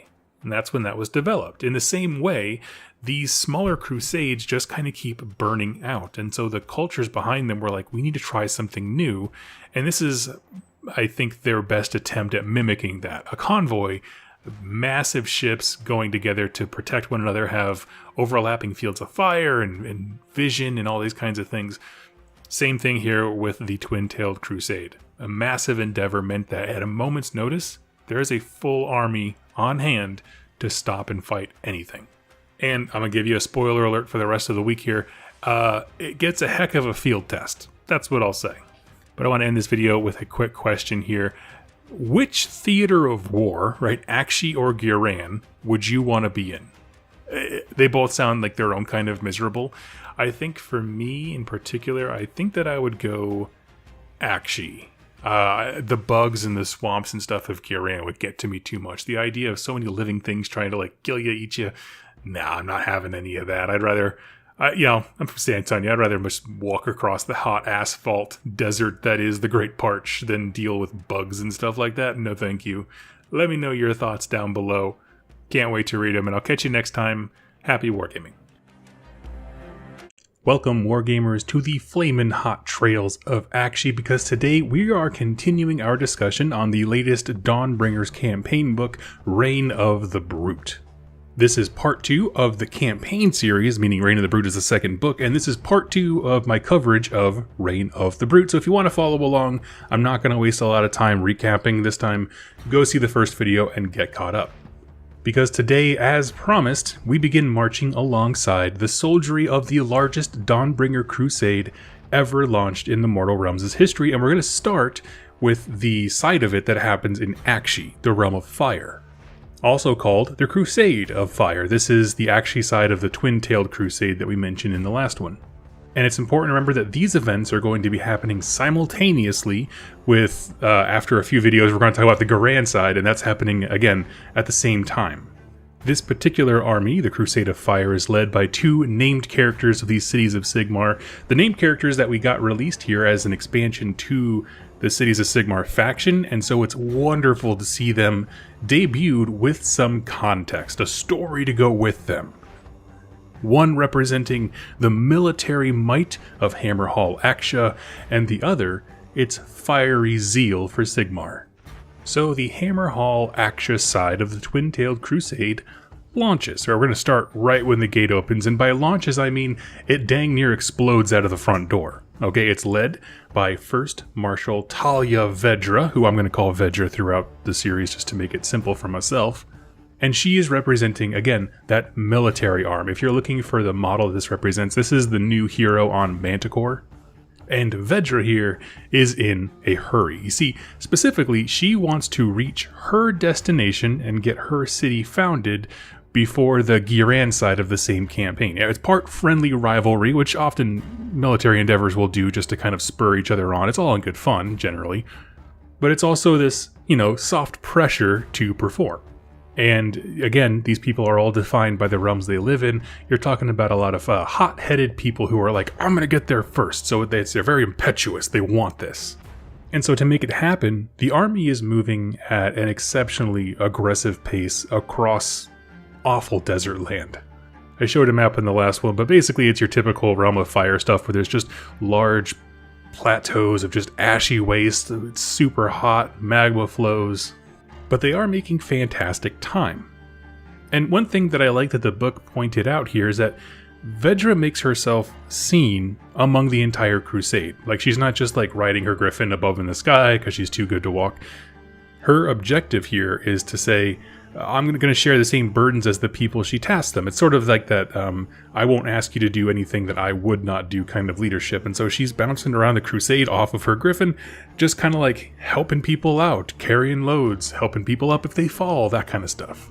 And I think it's important that the book pointed out that kind of humanity and integrity. And I really appreciate that, because we're going to go kind of in the opposite way here in a little bit. Because along with her is the religious leader that we talked about, Pontifex Zenestra and her cultists of the Wheel, which is essentially that new character model, the Pontifex, surrounded by a ton of flagellants, priests, and zealots. And it is very clear that Vedra does not like the Pontifex. They do not get along very well. The church sounds very unsettling and intense to her, like the amount of devotion it whips up in people, the fury, the lack of critical thinking when it comes to battle plans specifically. Like, she'll throw zealots into the maw of fighting all day when, cooler heads would have more tactical ideas on how to solve things. But Vedra cannot deny the effect it has on morale. It keeps people excited, it keeps them hopeful and enthusiastic, and rejuvenates them, it gives them purpose, it motivates, binds, and inspires. So for the time, as long as the Pontifex preaching doesn't slow things down, which it hasn't, things are going really well. And one last thing to note about this crusade as it sets out is that because this is coming from the Hammerhal Aqshy side, these are the guns, bombs, and powder suppliers of the majority of the crusades that go out for the cities of Sigmar. This crusade, it straight up says, possesses the greatest firepower of any mortal host raised by Sigmar. It really is. It's like the oops, all new kits from Cities of Sigmar, all their new models or whatever, like that cool box that came out with the infantry and the cavalry and the guns and stuff. Just a ton of that. And I point that out because they're going to have a very different experience and tactics that they use in warfare as opposed to the Ghyran side, and we'll explain why when we get to their campaign. Now, a day or two's march outside of Hammerhal Aqshy, they meet their real first resistance. This becomes known as the Battle of the Vale of Ash. The army is walking through somewhat narrow passage called the Vale of Ash, and think of like a canyon with high and steep walls of like basalt cliffs. A hard rocky surface that's kind of hard to cling to, or I should say difficult to cling to. At some point while they're crossing through this canyon, there's a booming roar and iron jaws of the Blood Punches emerge, led by Grotclaw Daripa, a megaboss on foot. And this is really where we get to see sort of like the initial military doctrine that's going behind the cities of Sigmar. At 500 paces away, the Crusaders open up hell. One thing that I talked about when we were covering the cities of Sigmar models as they were being discussed is like they are built for rapid deployment, overwhelming firepower, but then also to be disassembled and move exceptionally fast, so they can keep chasing down their enemy, and also redeploy their guns as needed on a dime. So it looks like a caravan of a long stream of Humies that are good targets. Once those like Fusiliers lay down their little shield gun things, this becomes an entirely different proposition. And so they turn swaths of orcs into gore piles just immediately. But enough of them connect to be a problem, because melee of course is the domain of the orcs. It's just not even a question. And so Vedra is watching her lines. Things are going well, I believe, with all the artillery and the firing, but when those melees start to connect, that's when the line starts to bow. I mean, if nothing else, just because of the sheer size and bulk of orcs compared to your average human. And so Vedra makes a decision, the same kind of decision that every one of us makes if we are fighting Orruks or playing Total War Warhammer. You hunt the boss. So rather than reinforcing her lines, because if she went to the left flank to reinforce them, then the right starts to bow a bit more, and now instead she's just kind of plugging holes. She's like, forget all that, I'm gonna go straight for the throat. And boom, this is where we get to see the new Chimera model. I keep saying Griffin for some reason. Chimera model just go absolutely insane. It's incredible stuff. Basically, it finds the warlord, pins it down, and then it's like Scorpion Tail stabs him in the face and heart like 7 times. And it's just, I don't know. It's just a really cool scene. Meanwhile, Vedra is slashing out with her sword, trying to hack and slash anything nearby. And while they're still fighting, because Ironjaws are not as intrinsically tied to their bosses like some other kinds of orcs are, they have a little bit more like their own gumption. They think if I can win this, then I can be boss, now that my boss is dead. So there's still some fighting, but it really did fracture the spine of the orc offensive, because any of those orcs who weren't yet in combat, those are the ones that are probably fleeing. And then the heavy cav can come around and kind of relieve the infantry by charging in the rear of the Ironjaws as they kind of meet the line. And although this battle is fairly brief, it is technically the first victory of the Aqshy Crusade.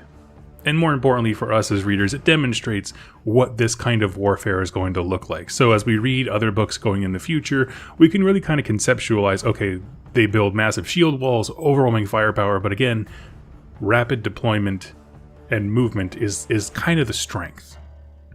And while everyone is really stoked about this, they're celebrating, having a good time, Vedra receives some troubling news from a messenger. Because the worst fears of Hammerhal came true. It is now under siege from a Khorne army, and there are even some reports of Skaven creeping into the city via the catacombs. So again, just as predicted, they all watched this big army take all the guns outside of the fortress that they've been trying to crack forever, and saw it as an opportunity. And so at this point, Vedra, who is essentially in charge of the Hammerhal military complex as a whole and is just going with the Crusade, she's like, I need to go back. Like, they need reinforcements. Maybe we can break the siege from the outside and kind of do a pincer formation, from the inside and outside, kind of sandwich them. I don't know. I have to go see what the situation is. So she takes a full fifth of the Crusade's guns and manpower back to Hammerhal. It's a couple days travel, so essentially this is her dipping out of this particular story. However, I'm sure that we are going to pick up with her in the next book. She passes control, or at least command, to Marshal Malcorn, her official second in command, right, in terms of the military rank. Fantastic soldier. He's renowned in all the academies. He knows all the answers. He's a smart guy. But the problem is he's not Vedra.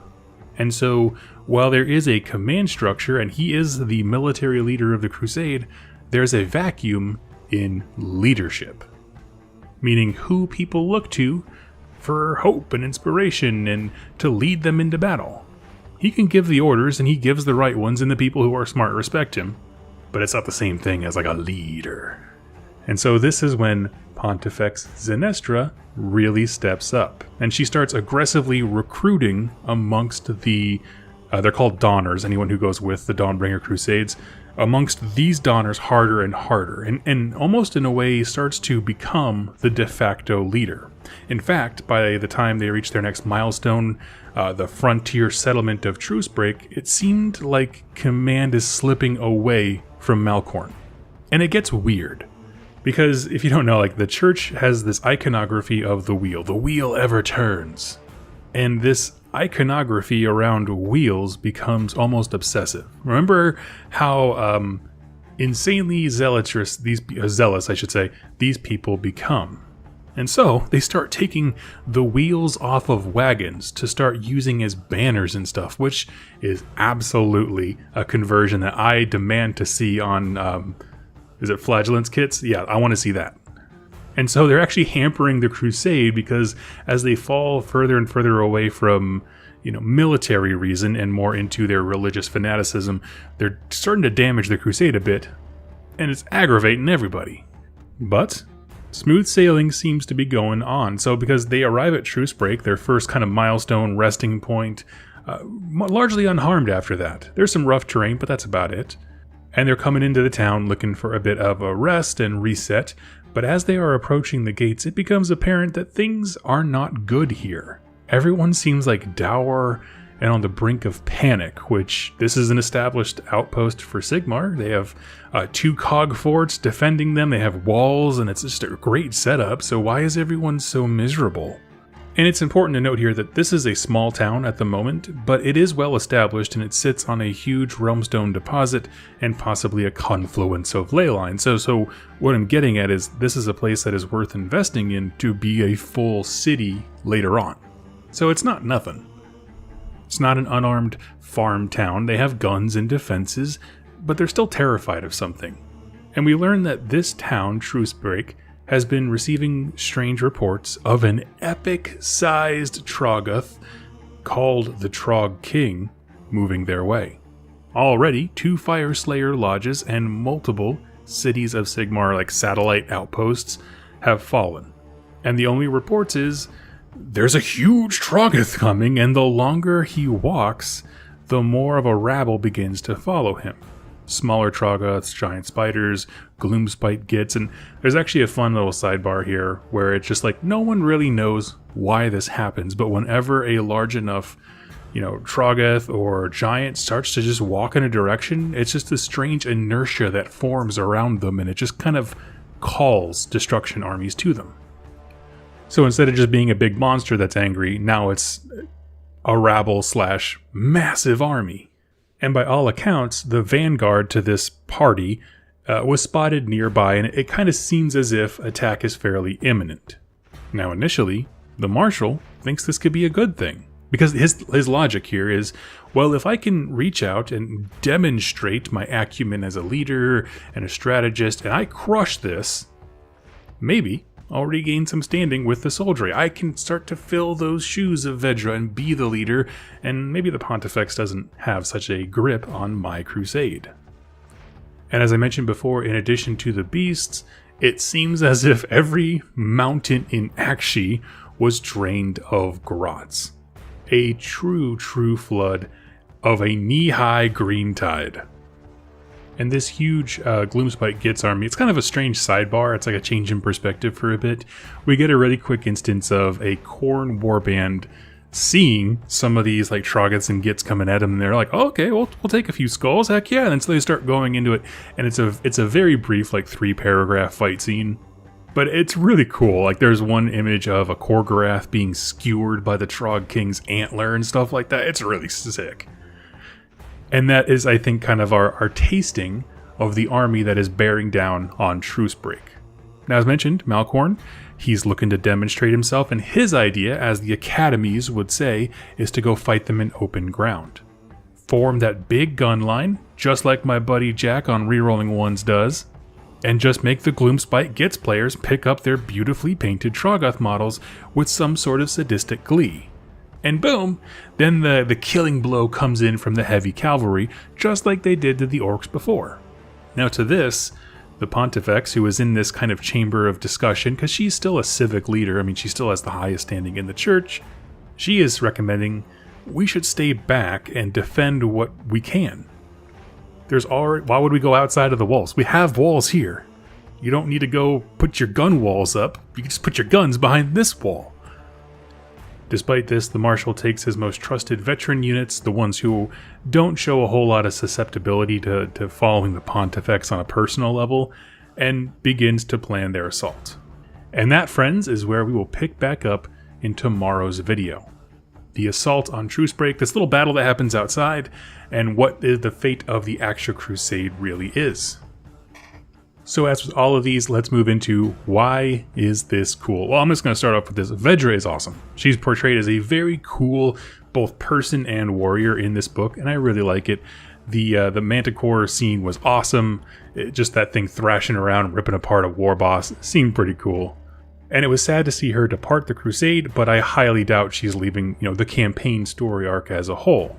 I assume that the next book will have her coming back to Hammerhal Aqshy and fighting a Khorne army or a Skaven one. But what I found interesting with the actual Crusade specifically is it starts off with this very cool internal tension. And the thing that I love about Cities of Sigmar, as I mentioned when I was talking about their newest book and the perspective video that I did for them, is that there's this strange relationship between the religious caste and the military, between rank and leadership. And it's those kinds of discussions where things get really difficult when you're talking about who is leading the army. I mean, we in our real world have all kinds of tension between government and military ranks and leaderships, and what those means as we interact with other countries who have different military rank structures. These are all human stories and motivations, but they're broadcast into a fantasy setting. Instead of being annoyed by paperwork like we are in the real world, Malkorn here is annoyed because the fanatics are taking the wheels off his wagons. Same. In addition to that, we're now catching up with the rumors that were laid down in the first book.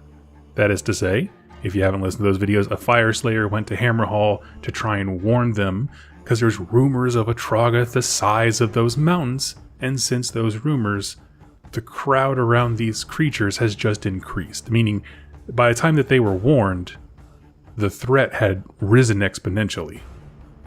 Every minute matters. And I absolutely adore this.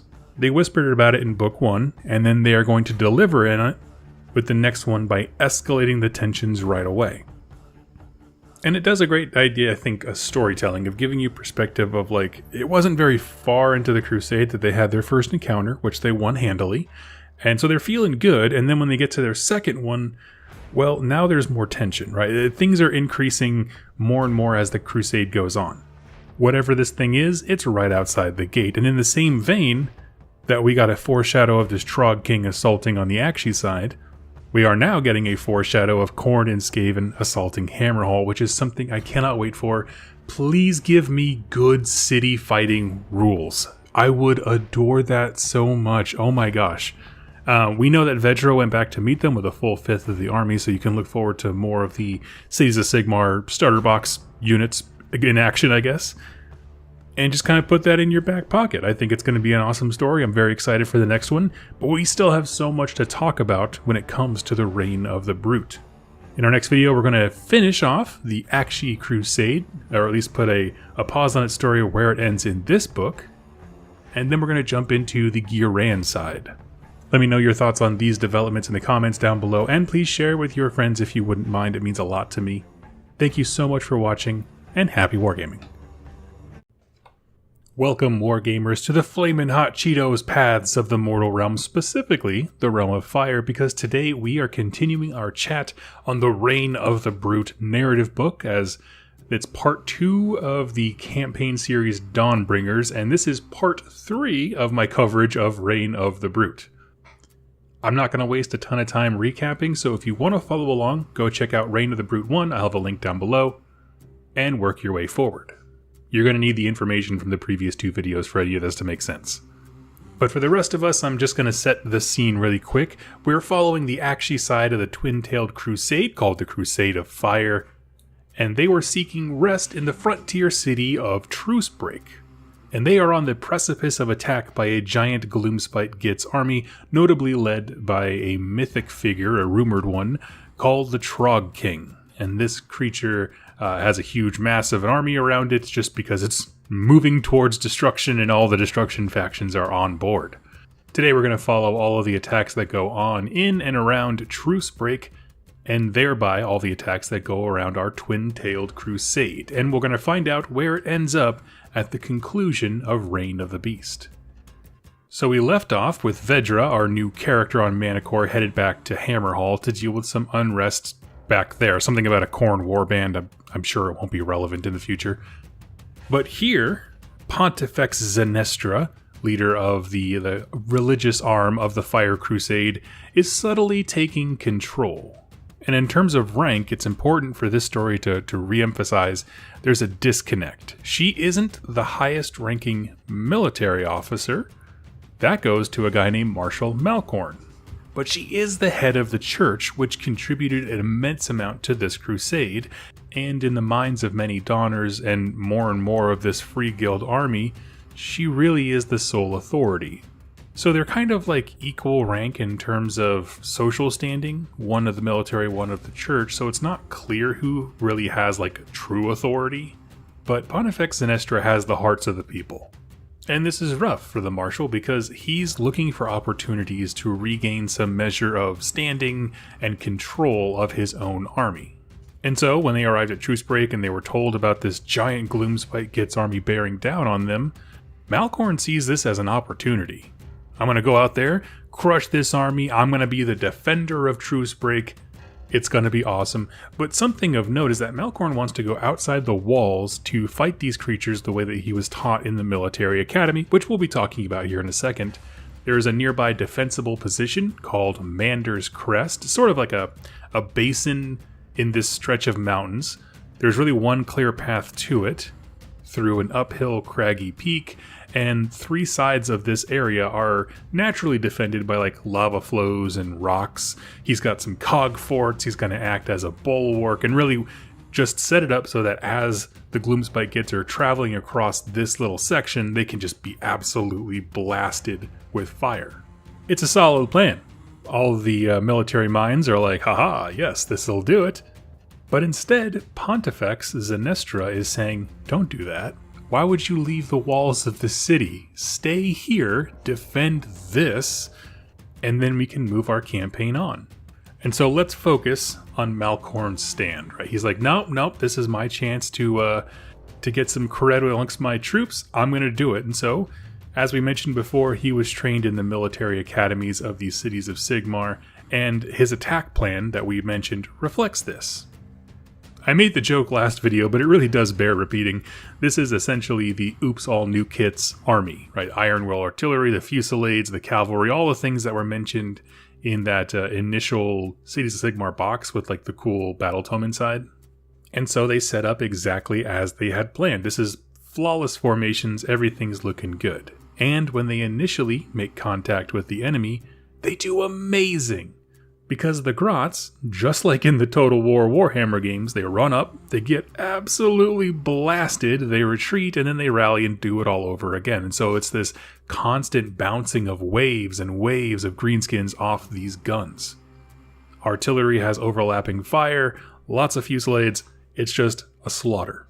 And as this army is raking in thousands of kills, even as the Troggoths start moving up, think the Rockgut Troggoths, they're getting shredded by like armor-piercing rounds. Like, it's just really targeted fire. It's perfectly executed. But it is here that Malkorn makes a massive error. He starts to see the waves start to dissipate a little bit, and so he's thinking to himself, okay, well, the battle's almost over. And sees that the enemy is nearly broken, and on a personal level, he wants to get his sword wet with some blood, right? It's not fulfilling to just blast everything away at a distance. And so he does what we would all do, light him up and run him down. And so he leads his heavy cavalry and pours into the Gloomspite Gits horde. Now they're kind of being repelled from one direction by bullets and then run down from cavalry on the other side. Essentially, Malkorn gives away his last card way too soon, because whether it was random chance or a devious mind waiting for the right moment, this is exactly when the loon boss Gittrick de Burna sounds his charge. An entirely separate flank army of Gloomspite Gits that they didn't even see comes at them. Not at the front where Malkorn's cavalry is, but from a side flank. Because this specifically is a force of Boingrot Bounders, Squig Riders, and just unleashed wild squigs. And where the lava flows and geysers stopped all of the rest of the army, the squigs are making a game out of leaping over these huge geysers of lava. Playing Frogger, but with nature. The prize being to get into the fight, of course. And a lot of them do burn up, like they'll just jump and the geyser will spit up and just scorch them. But enough of them are bounding through this seemingly impassable terrain that it immediately becomes a big problem. Because enough of them make it through to start wreaking havoc on that artillery. And Malkorn, at this point, is now way too far off to help them. He put himself in the middle of the battlefield.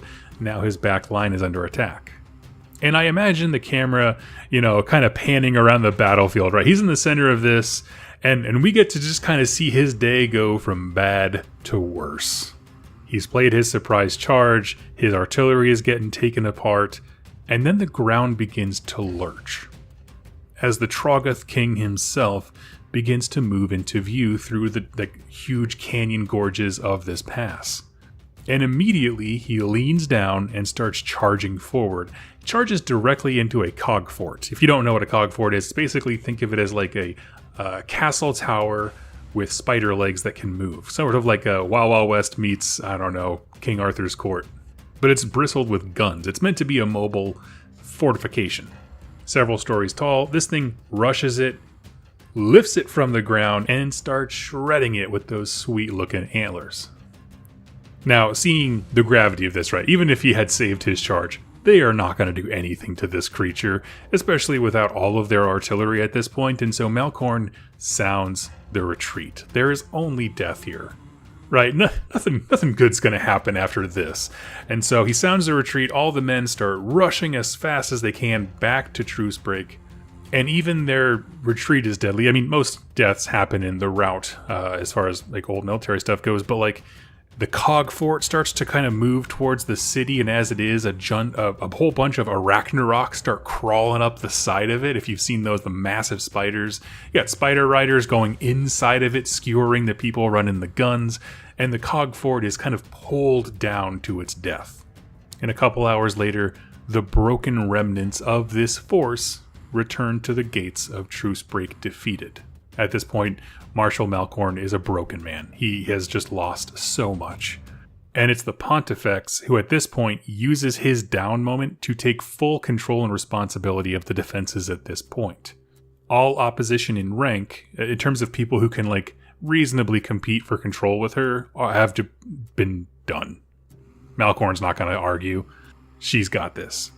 And while a good number of these troops did make it back, I mean, he sounded it at the appropriate time, the retreat anyway, what they had to leave behind was huge, right? This assault had cost them in weapons, ammo, artillery, 2 cog forts. It was an immense defeat. And the book doesn't really relent here. Like, for timeline's sake, as these survivors are coming in, the heralds of that army that just knocked them out of the sky is kind of within earshot. Like, the fight is pretty imminent, maybe a couple hours away. In that time, Malkorn is summoned to the Pontifex's chambers, and she basically lays out the plan and speaks directly to Malkorn about his failure. She claims Malkorn's sin was pride, but even the prideful have a place among the wheel. And so she essentially offers him this quote-unquote chance at redemption. Malkorn, if you want to redeem yourself for the inexcusable loss that you just suffered for no reason, where you basically shattered the military might of this entire Uber Crusade, you can redeem yourself by stalling them. Meaning she essentially wants him to take his remaining military and guard the walls of the city and do a rear guard action and slow down the advancing Gloomspite Gitz army, so that the bulk of the crusade, meaning the people and the supplies and all those like floating island things that the Dawnbringer crusades have, will leave through a series of narrow canyons and hopefully escape the Troggoth herd. The idea is just stand and just die long enough that we can get away. Which she kind of spoke it as very noble and rich, but in another sense it's just like, it's like your boss telling you like, you failed me, so I need you to stay here and die. I'll go finish the mission. And that's exactly how it kind of pans out for him. Malkorn essentially rallies whatever defenses he can. The Dawnbringer Crusade runs out the back. They're traveling down a narrow passage. And now Malkorn is essentially doing a last stand to keep this Troggoth army, or Gloomspite Gitz army, from reaching them. And the defense that is mentioned here is pretty stellar. Like, the Grots are running up against the walls, trying to scurry up the sides. They're like pouring liquid metal from the sides of it, and there's like searing and immediately, statuizing, I guess, all of these Gloomspite Gitz. Same cannons that tore apart Troggoths are roaring. They're killing hundreds of them, but as the sun began to fade, a sickly glow kind of filled over the battlefield, and that was because the bad moon was following them. Like I said, this guy had a bad day that just kind of kept getting worse. So these defenders kept getting pushed back and back, essentially to the end where they're just kind of huddled around their ammo caches, fighting to the last, kind of in it's like sequential waves of firing, just a doomed defense. So with his last act as Marshal, Malkorn is looking to spare his men the torture of these grots, and so as they're huddled around this ammunition crate, he turns his pistol to it and detonates it, essentially killing him and all his men, as well as, hopefully, a huge Gloomspite Gitz army that is around them. And from a cliff right outside of the gates of Truce Break, Pontifex Zenestra sees this explosion, lights up the whole sky. But she knows the Greenskins won't be far behind. And they're getting closer by the moment. It's a rabble. They're just moving in a straight line. No matter how hard he fought, he was never going to buy them like a ton of time. I mean, already as the Crusade is trying to run away through these canyons. They're getting pinged on the flanks by Boingrot Bounders. And as people are looking back at Truce Break, they see the Trog King absolutely wreathed in flames and just kind of sauntering towards them. So it's like, oh my god, how could we ever stop this? Right, they reached sort of a cave mouth that they were heading along this pass that they knew about, and the Trog King is just descending on them. It's like, well, what are we gonna do now? Like, how can you escape this? This seems inevitable. And it's at this moment, as the Gloomspite Gitz army is descending on the Crusade as they move into this tunnel for safety, Pontifex Zenestra goes Super Saiyan. We see why she is the religious power of these cities of Sigmar. She essentially stands up and light exudes from her, specifically in 8 beams of white light that kind of shine out from her in all different directions. And she's just chanting, "The wheel shall ever turn, and so are her faithful." Now, as these white lights are coming out of her, like spotlights, I'd imagine, anytime it shines upon a Dawner, meaning someone in the Crusade, it restores them, heals them, and comforts them. Like, it emboldens them. They're ready to defend and fight for their lives. If the light touches a Grot, or Troggoth, or anything that's not part of the Crusade, it boils their skin and bursts into white flame.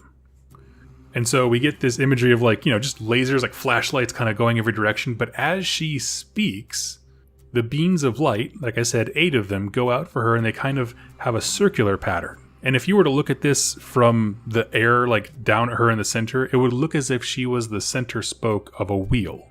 Again, the wheel ever turns. That's part of her magic. It's how it's manifesting against her enemy. So the 8 lights go out in a pattern, and they start to spin as if she was the center spoke and the wheel is now spinning. And this is like scorching all kinds of Gitz. It's restoring all of the Dawners. And even as the Troggoth King approaches, he's like, "This is dumb." He walks right through Cogforts. He goes to charge her, and then when the holy power hits it, throws the Troggoth King back against a wall, and he erupts into white flame. Now, he wasn't hurt by the fire of Truce Break. He was in flames, but it was meant to, like, scare everybody else. He wasn't burned by it. But there was something about the magic fire here that actually hurt him in a meaningful way. The first time that we've seen. And so at this point, Zenestra, now having basically pushed back the entire Gloomspite Gitz army herself, she orders all of her followers, her zealots, her priests and warriors, to charge the Grots and keep the Crusade running away. So it's a second rearguard action. She left the whole army there once.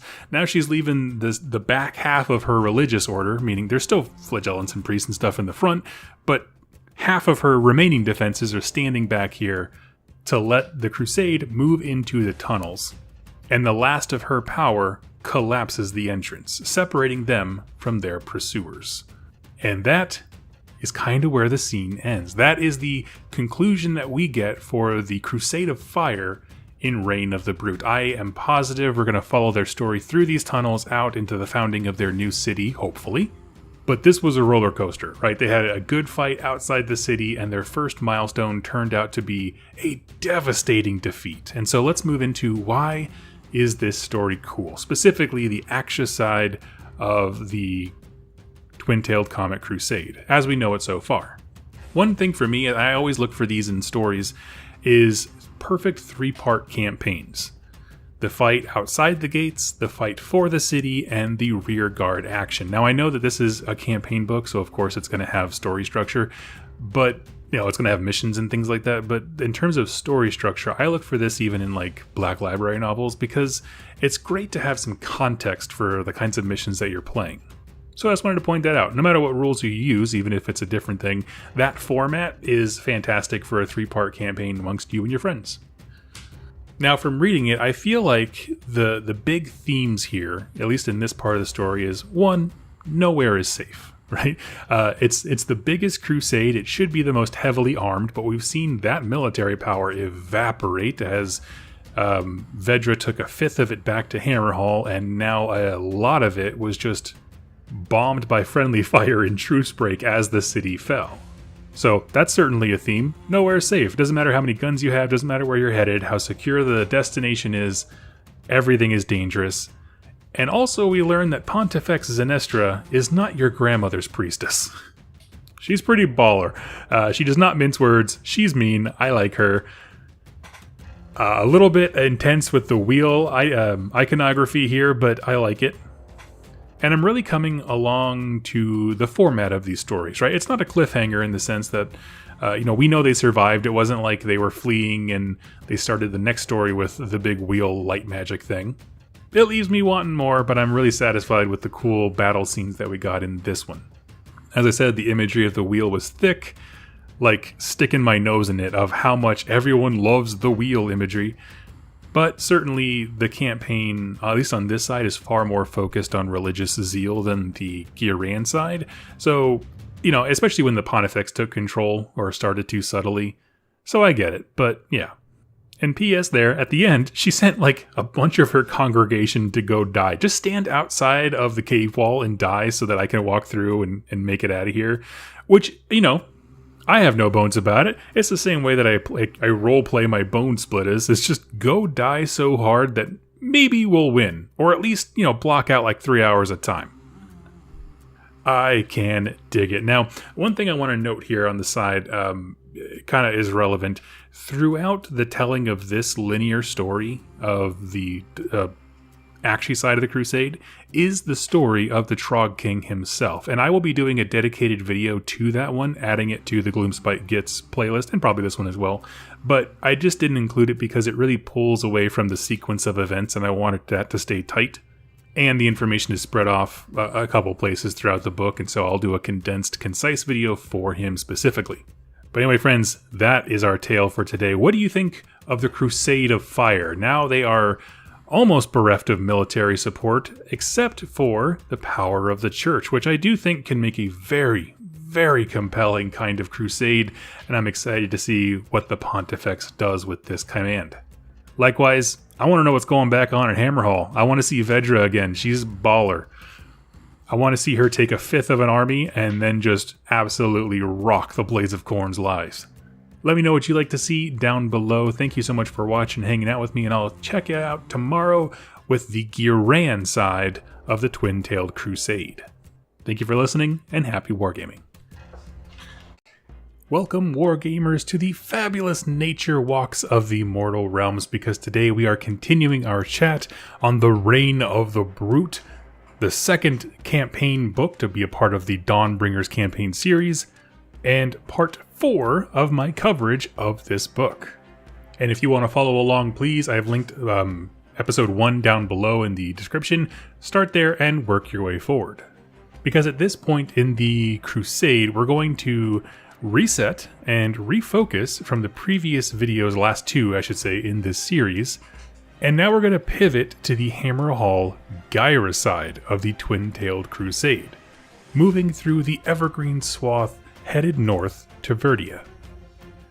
And even though they are part of the same, crusade endeavor, the Ghyran side is very, very different from the Aqshy side of the Twin-Tailed Crusade. This side of the army is being led by Marshal Isilla Thorian, and followed by a contingent of Stormcast, who we've seen before, called the Redeemed. If you don't know that name, this is led by Knight Venator Tornus, who is a reoccurring character that is absolutely awesome. Essentially, these are heroes that during the Age of Chaos fell to chaos, or were twisted into it, but Sigmar still saw the light of something good, a little nugget of potential in them, and so took them up, reforged them, burned away the chaos, and turned them into Stormcast Eternals. Again, hence the name The Redeemed. And their adventures are a bit wild, so we're going to start talking about them today. Now, at the start of the Ghyran side of things, we do learn a little bit more about the destination, at least a lot more than we learn about it on the Aqshy side. We know they're headed north. They're headed past a place called the Neck, which we showed on the map earlier, and they're looking to set up a new city along the shore of the Gulf of Thorns. Along the way, they are also going to take advantage of small pockets of safety, milestones to track the progress of the Crusade, and instead of truce break, which is what Aqshy had, they are going to stop for rest at Fort Gardus. The Hallowed Knights have a massive presence in Ghyran, and it is a well-fortified zone. And not only do we have more information about the destination, we have a lot of information about our leader, who is very different than Vedra. Vedra being the military side leader of the Aqshy side. Marshal Thorian is a keen tactician and leader, specifically making her fame by understanding the environment of Ghyra and using it effectively to even fight Nurgle. Which is interesting, using the battlefields, the movement of the seasons, capitalizing on the resurgence of life magic, all these kinds of things. She just really understands how to use the realm in warfare. And one of the things we learned about her counterpart in the Aqshy side, Vedra, is that she is very ambitious, fiery, and she's always in a rush, right? She wanted to establish her city first. But Thorian is very different from her. Her closest advisors, rather than military minds, are her scouts. She needs information. Her armies move carefully through the woods instead of at a sprint, and a few things to note about that army, because it is different than the Aqshy side. A lot of the outfitting stuff it has is the same as the other Crusade. We talk about supplies and water and guns and all the different stuff that they're carrying for multiple seasons. But the Fire Crusade was loaded to the gills with guns as a result of being from Hammerhal, Aqshy side, where a bulk of the weapon forges are. This Crusade in Ghyra lacks quite a bit of that firepower, but not for lack of wanting. Because the kind of military academy fighting formations we had talked about in the last episode over in Aqshy don't work in Ghyra. They can't form the wide firing, overlapping fire arcs, the huge shield walls, nothing like that, because the forest is so tight and congested that the ranged attack simply doesn't work. When there's a fight, it happens on you. So the guns, they have less of them, but also they have less need and use of them. It's also important to keep in mind that, like, this trek that they are on goes through thick forest, swamps, dense jungle, all of the things that are terrible for trying to move artillery through historically. Now, following the same basic structure as the Aqshy Crusade, we're given their first encounter, which happens much sooner out of the gate than the Aqshy side, and then their journey to their first milestone, meaning for Fort Gardas. So let's talk about this first encounter. The Mosshorn Fens is a region that is immediately north of Hammerhal, Ghyra, and it's the frequent home of Nurgle warbands. Alarielle just seems to have a lot of trouble rooting out Nurgle from this area directly north of the city. Now, it's not like claimed by a big fortress or anything, it's just an area that Nurgle warbands pass through frequently. And as the Crusade is wading through this knee-deep water, a bunch of strange things start to happen around them, and everybody is hyper-vigilant at this point. This is a known hotspot. And I'm just going to stack in here, over the course of this next little bit, remember, it is pouring buckets of rain all the time. One is a blight storm by Nurgle, who's supposed to intoxicate and poison everything, and another storm by Alarielle meant to cleanse and rejuvenate. We talked about this in the very first Dawnbringers book, The Duel of the Rains. However, it seems in this particular region that Nurgle has the slight upper hand, because as the rain starts to fall on people, weird things start happening. For example, boils erupt from the skin, bruises, pus. And then as they're walking through, like I said, it's knee-high water, there'd be these like rogue waves of filth, like not like the whole river, but just sections of it would just erupt upward, scoop a few Dawners, and then drown them and bring them under the water. But all of those things could just seem like foul magics, right? We just have to get through it, and they didn't realize that they were in real trouble until the droning and buzzing started. And from the shadows, again, this very misty, kind of muggy place, plague drones start coming into view. And then blight lords, and then blight lords on plague drones, and plague bearers, and then finally off in the distance, a great unclean one starts to saunter towards them. All of these are chanting the name of the great unclean one, Thorpalax.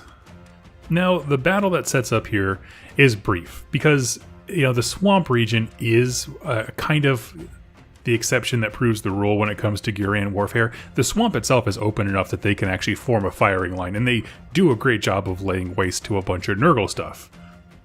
But that's not going to be a reoccurring thing, right? That's a one blessing of fighting in a marsh.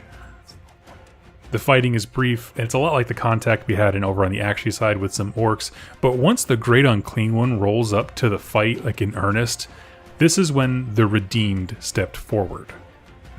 This is when you need the Stormcast, right? There's a whole bunch of fighting between the demons and the Stormcast. They're trying to act as sort of the vanguard for the human forces. Tornus himself flies up and he does the once per game super shot that Night Venators have. And it hits the Great Unclean One right as he's swinging a sword, so it goes under his arm, like past his ribcage, straight into his heart, and he begins to crumble into nothingness. And as he dies, the Plague Bearers start to flicker and kind of become unstable. The mortal elements start to run away because now their morale is broken. And it was a victory, like again, the Aqshy side, it was their first victory. People should be stoked, but the problem is it cost a lot of time, equipment, and lives. And they're not even like out of their front yard. At least the other Crusade made it a couple days before they got sieged. This is like out the door. So they move through the marshes for quite a while, it seems, and at a certain point they exit it and move into an open plain, sort of a basin, that is called the Dew March. It's wide, open, again, like I said before, the exception that proves the rule when it comes to Ghyra. I imagine the last battle probably had a lot of emphasis on the Fusiliers who could like personally stand with their shields and guns and almost no artillery, whereas the open plain makes it easy to use all of your advantages. The downside is, with this nice open land, is that there is a fog that is so thick that you could cut it with a knife over the battlefield. Yeah, you have the guns and the battlefield, but you don't have the sight. And it is across this huge plain that Fort Gardists is their real stop.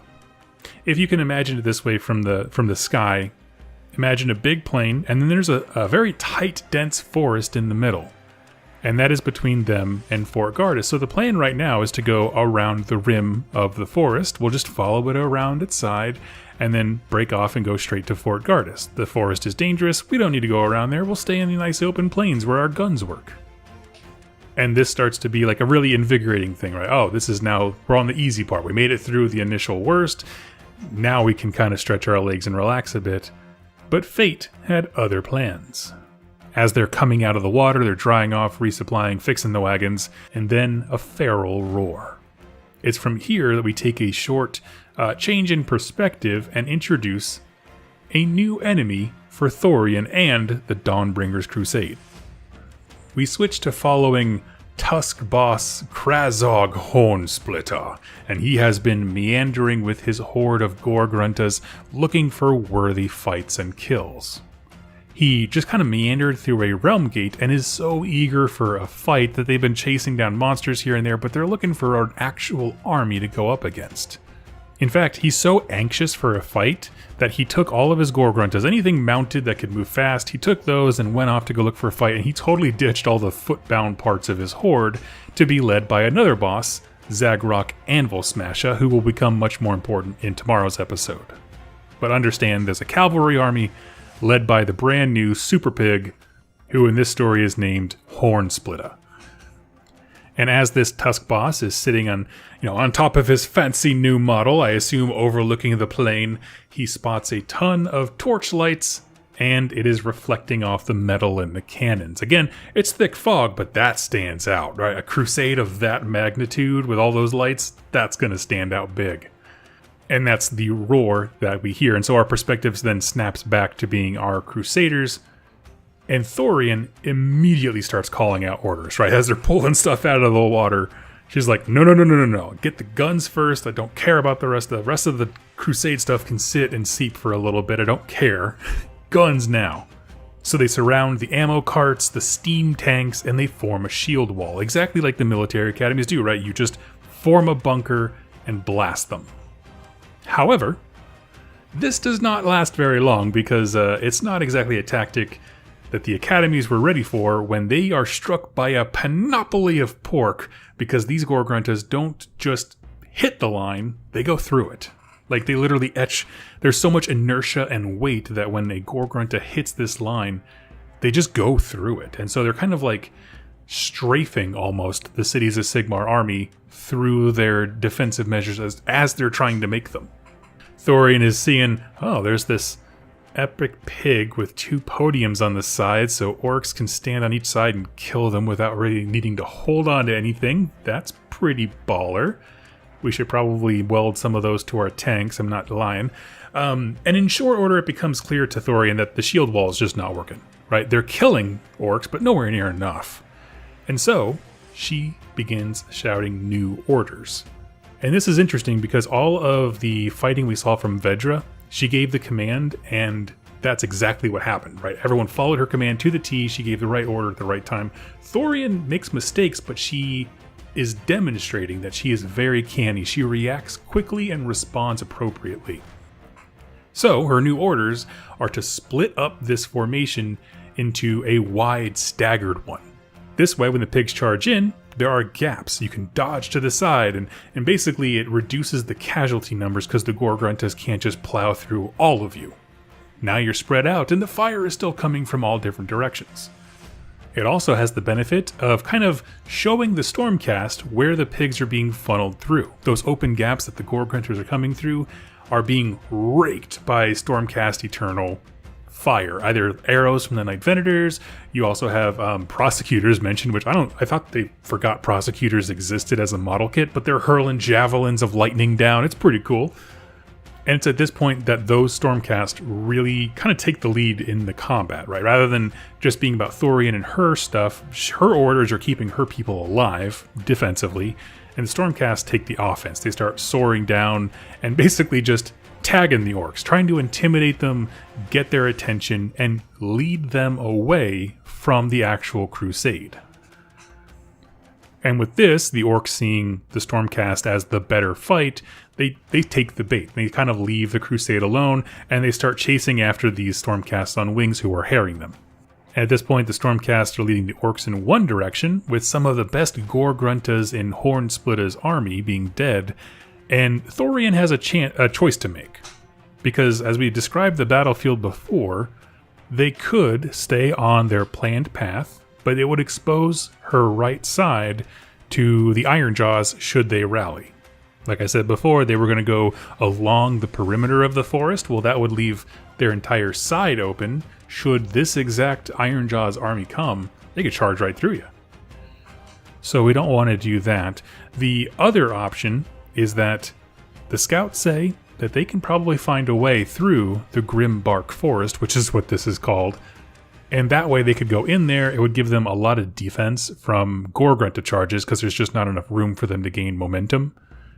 But of course, it has its own dangers, right? Their current path has them marching with this forest on one side, but with their army exposed. And so with that, Thorian orders the crusade into the forest, hoping to cut through it and make it to Fort Gardas faster, rather than going around.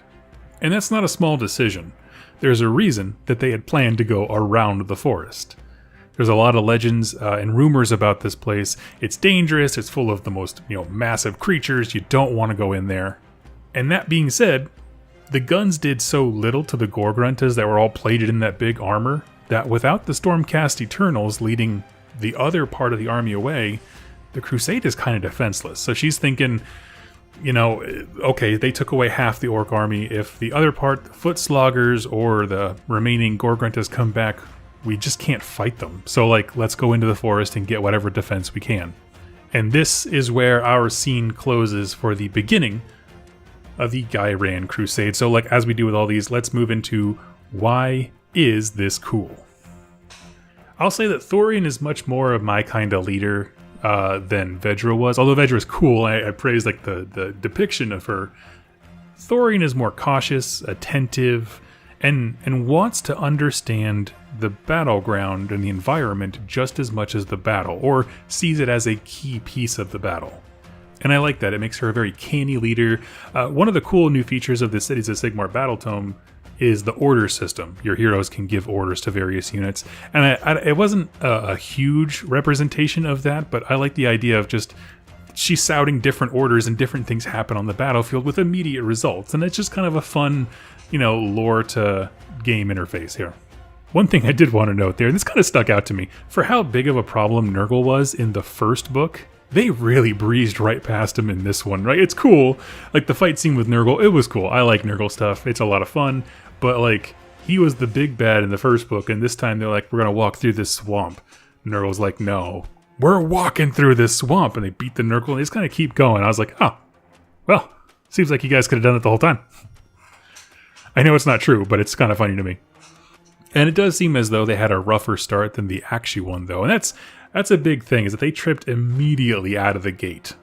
And they had some pretty epic battles. The Ironjaws stuff is really fun. And don't worry, they show back up in force in the next section.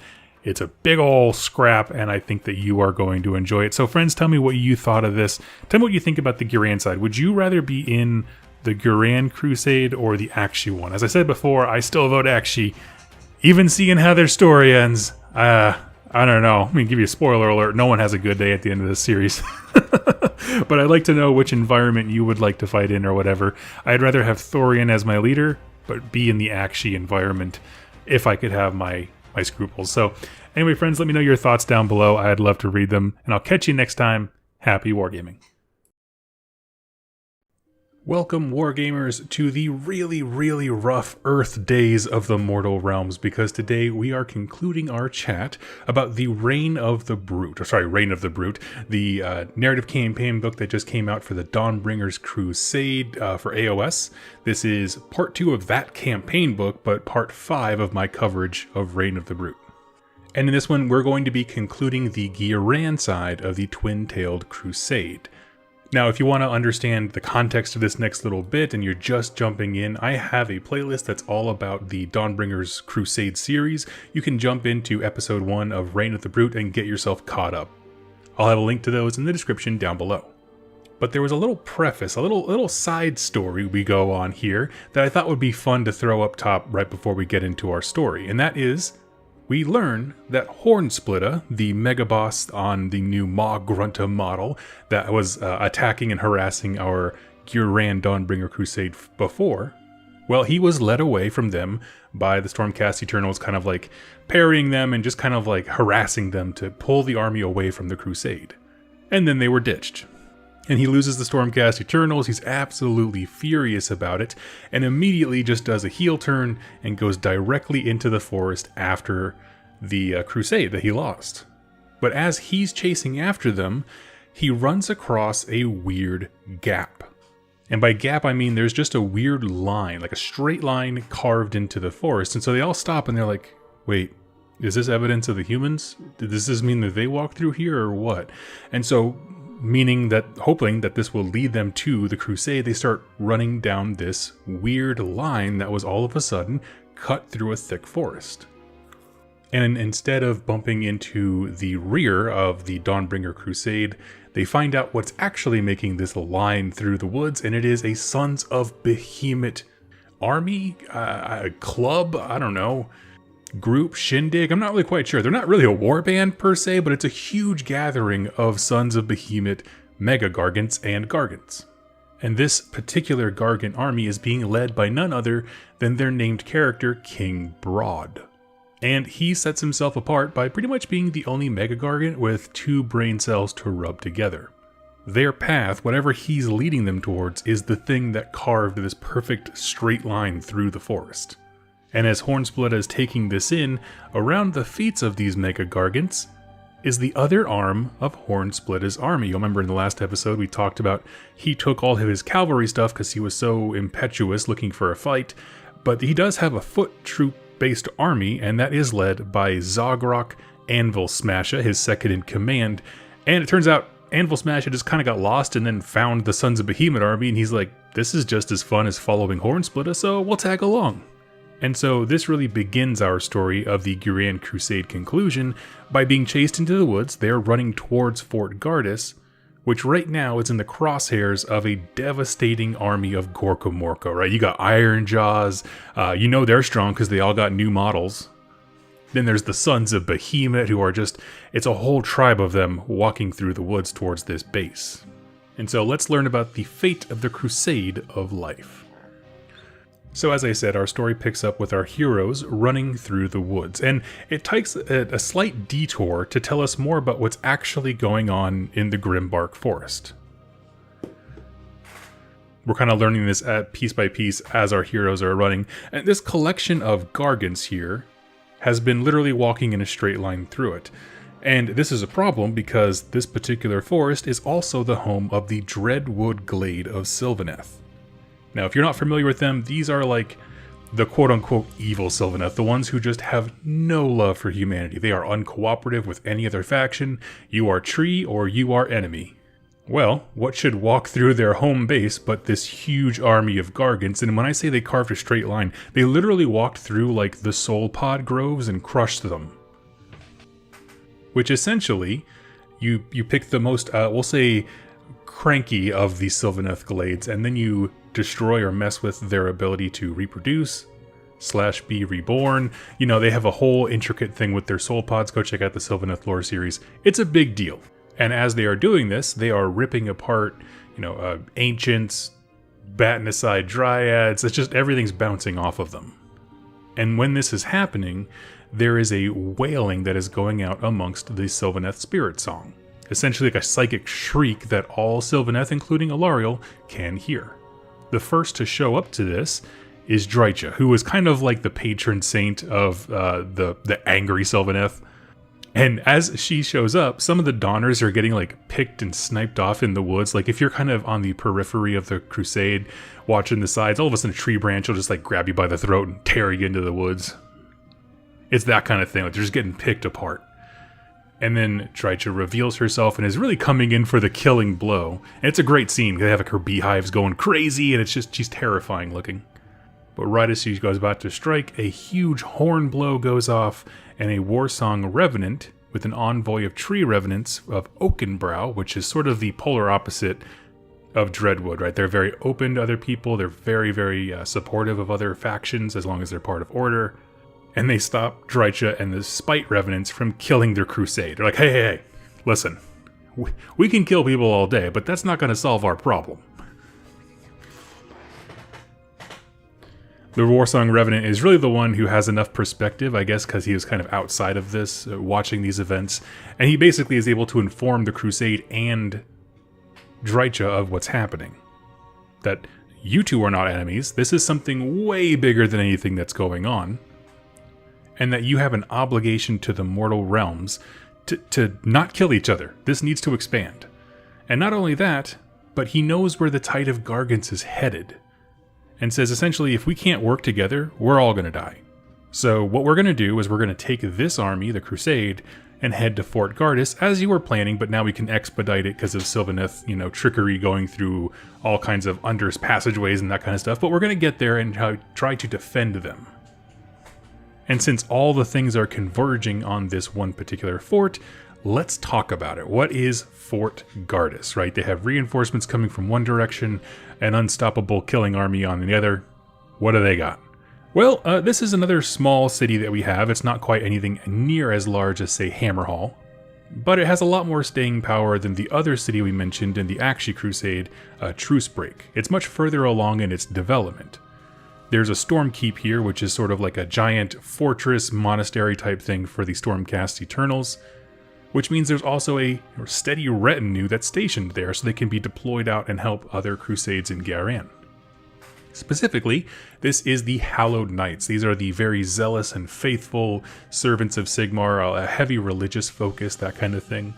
And the fort, as if you didn't know, is named Fort Gardas after Gardas Steelsoul, the kind of like de facto charismatic leader of the Hallowed Knights. He's not actually like the actual top Stormcast. We don't see those really on the tabletop. At least they haven't really been represented very much. But he is up there in terms of like the heroic worship. Everybody knows Gardas. He has a great book series. Go check him out if you haven't heard of this character. And as we learn more about this fort, it kind of opens up on a scene where it's Gardas standing and looking out like over the walls at the forest that's right next to their base. And the horde is essentially on his doorstep, right? There's a huge gaggle of orcs that are all like hurling spears and chucking stuff, trying to throw pigs at the wall as much as they can. You have mega gargants that are hurling boulders from, an obscene distance away. And one of the things that he is noticing and very much acutely aware of is that this gaggle of gargants and orcs is uncharacteristically coordinated. Like in terms of how they throw their bodies in terms of waves, and it just seems like there's sort of a mind behind this that is greater than the sum of its parts, because these are all the dumbest things. For his defenses on Fort Gardas, he has, of course, his Celestar ballistas, but they're post-nerf, so they're not OP anymore. Also with Gardas is a contingent of about 200 Kharadron overlords, led by Admiral Crufin of Barak Zilfin. Now let's kind of take a detour here. It's not often that we find Kharadron overlord ground-based armies, but they are. And we learned that this little force actually started in the air. They were helping another civilization nearby with acting as a mercenary company, just some hired guns. And then they met this Gargant horde, and they were able to throw so many boulders into the sky that they blasted apart their transports. They just got knocked out of the air. So you have a lot of guns and a lot of power, but they don't have that sky advantage anymore. And with that, the Admiral fell back to his nearest location that he could reinforce, which was Fort Gardas. There really is no detail given to like that battle of the Gargants versus the KO. It really just kind of starts with the KO in the fortification and then gives you a little reason as to why. So we got Stormcast, we got the Stormkeep, we got Walls, we got Kharadron Overlords. The last thing to talk about for the defenses here is called the Saint's Shroud. Other cities have this. It's sort of like a well of magic that they can project around them, meant to stop demons and ethereal things. But the one here is so powerful that it can actually be used to repel physical attacks as well. As boulders are being thrown, they'll kind of bounce off a field, and the walls are untouched. They perceive it as a literal shield of faith, like a magical barrier to protect everything outward and meant to stop anything physical or ethereal coming in. And it does a great job for a bit. As he's taking in the immensity of this army, the shield is holding. Any orcs who run up to it get like vaporized as they touch it. The boulders are getting smacked out of the sky. And King Broad is watching this, and he is getting ticked, okay? He does not like it. He is essentially the mind coordinating this assault. And so he screams at Gardas, like, no, does the angry man fist shake, and then he lifts his leg and begins stomping rhythmically, which is a thing that we've seen the Gargants do before. They use, feet and the sounds of stomping to communicate over large distances, kind of a deal. Not intelligently or deeply, but just to kind of show that they're there. And so he starts stomping his foot rhythmically, and one by one, the other Gargants and Mega Gargants start doing the same.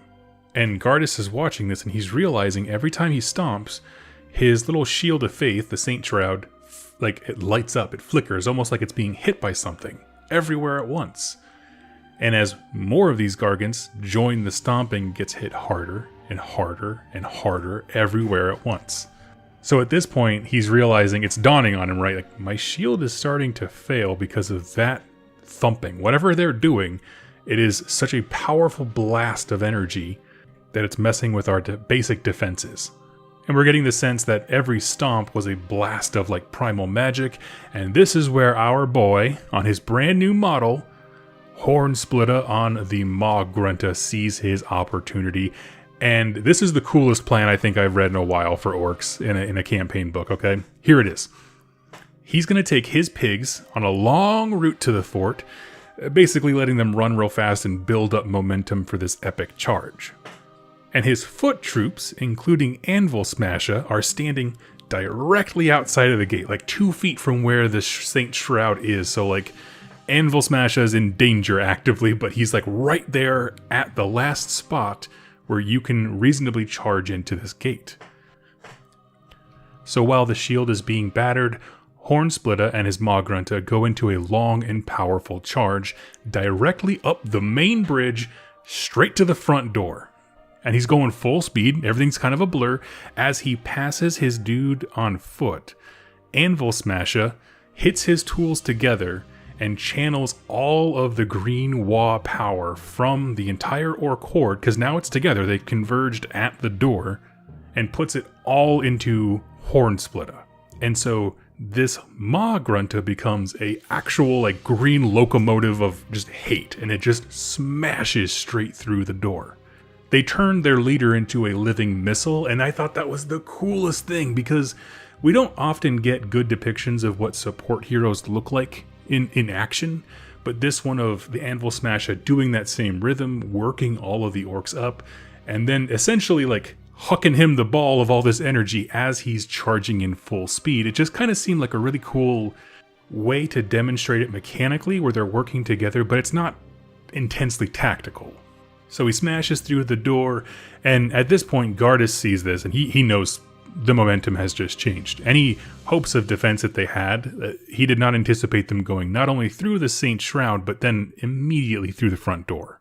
And he's looking at this like, oh, my whole fortress is lost. Like, there's nothing else to do for it because they don't have the defenses to hold this off if the entire army can walk in their front door. And so he kind of considers this, and then he starts giving commands. Tornus is there. He was able to fly faster than the Crusade, so he arrived at Fort Gardas faster.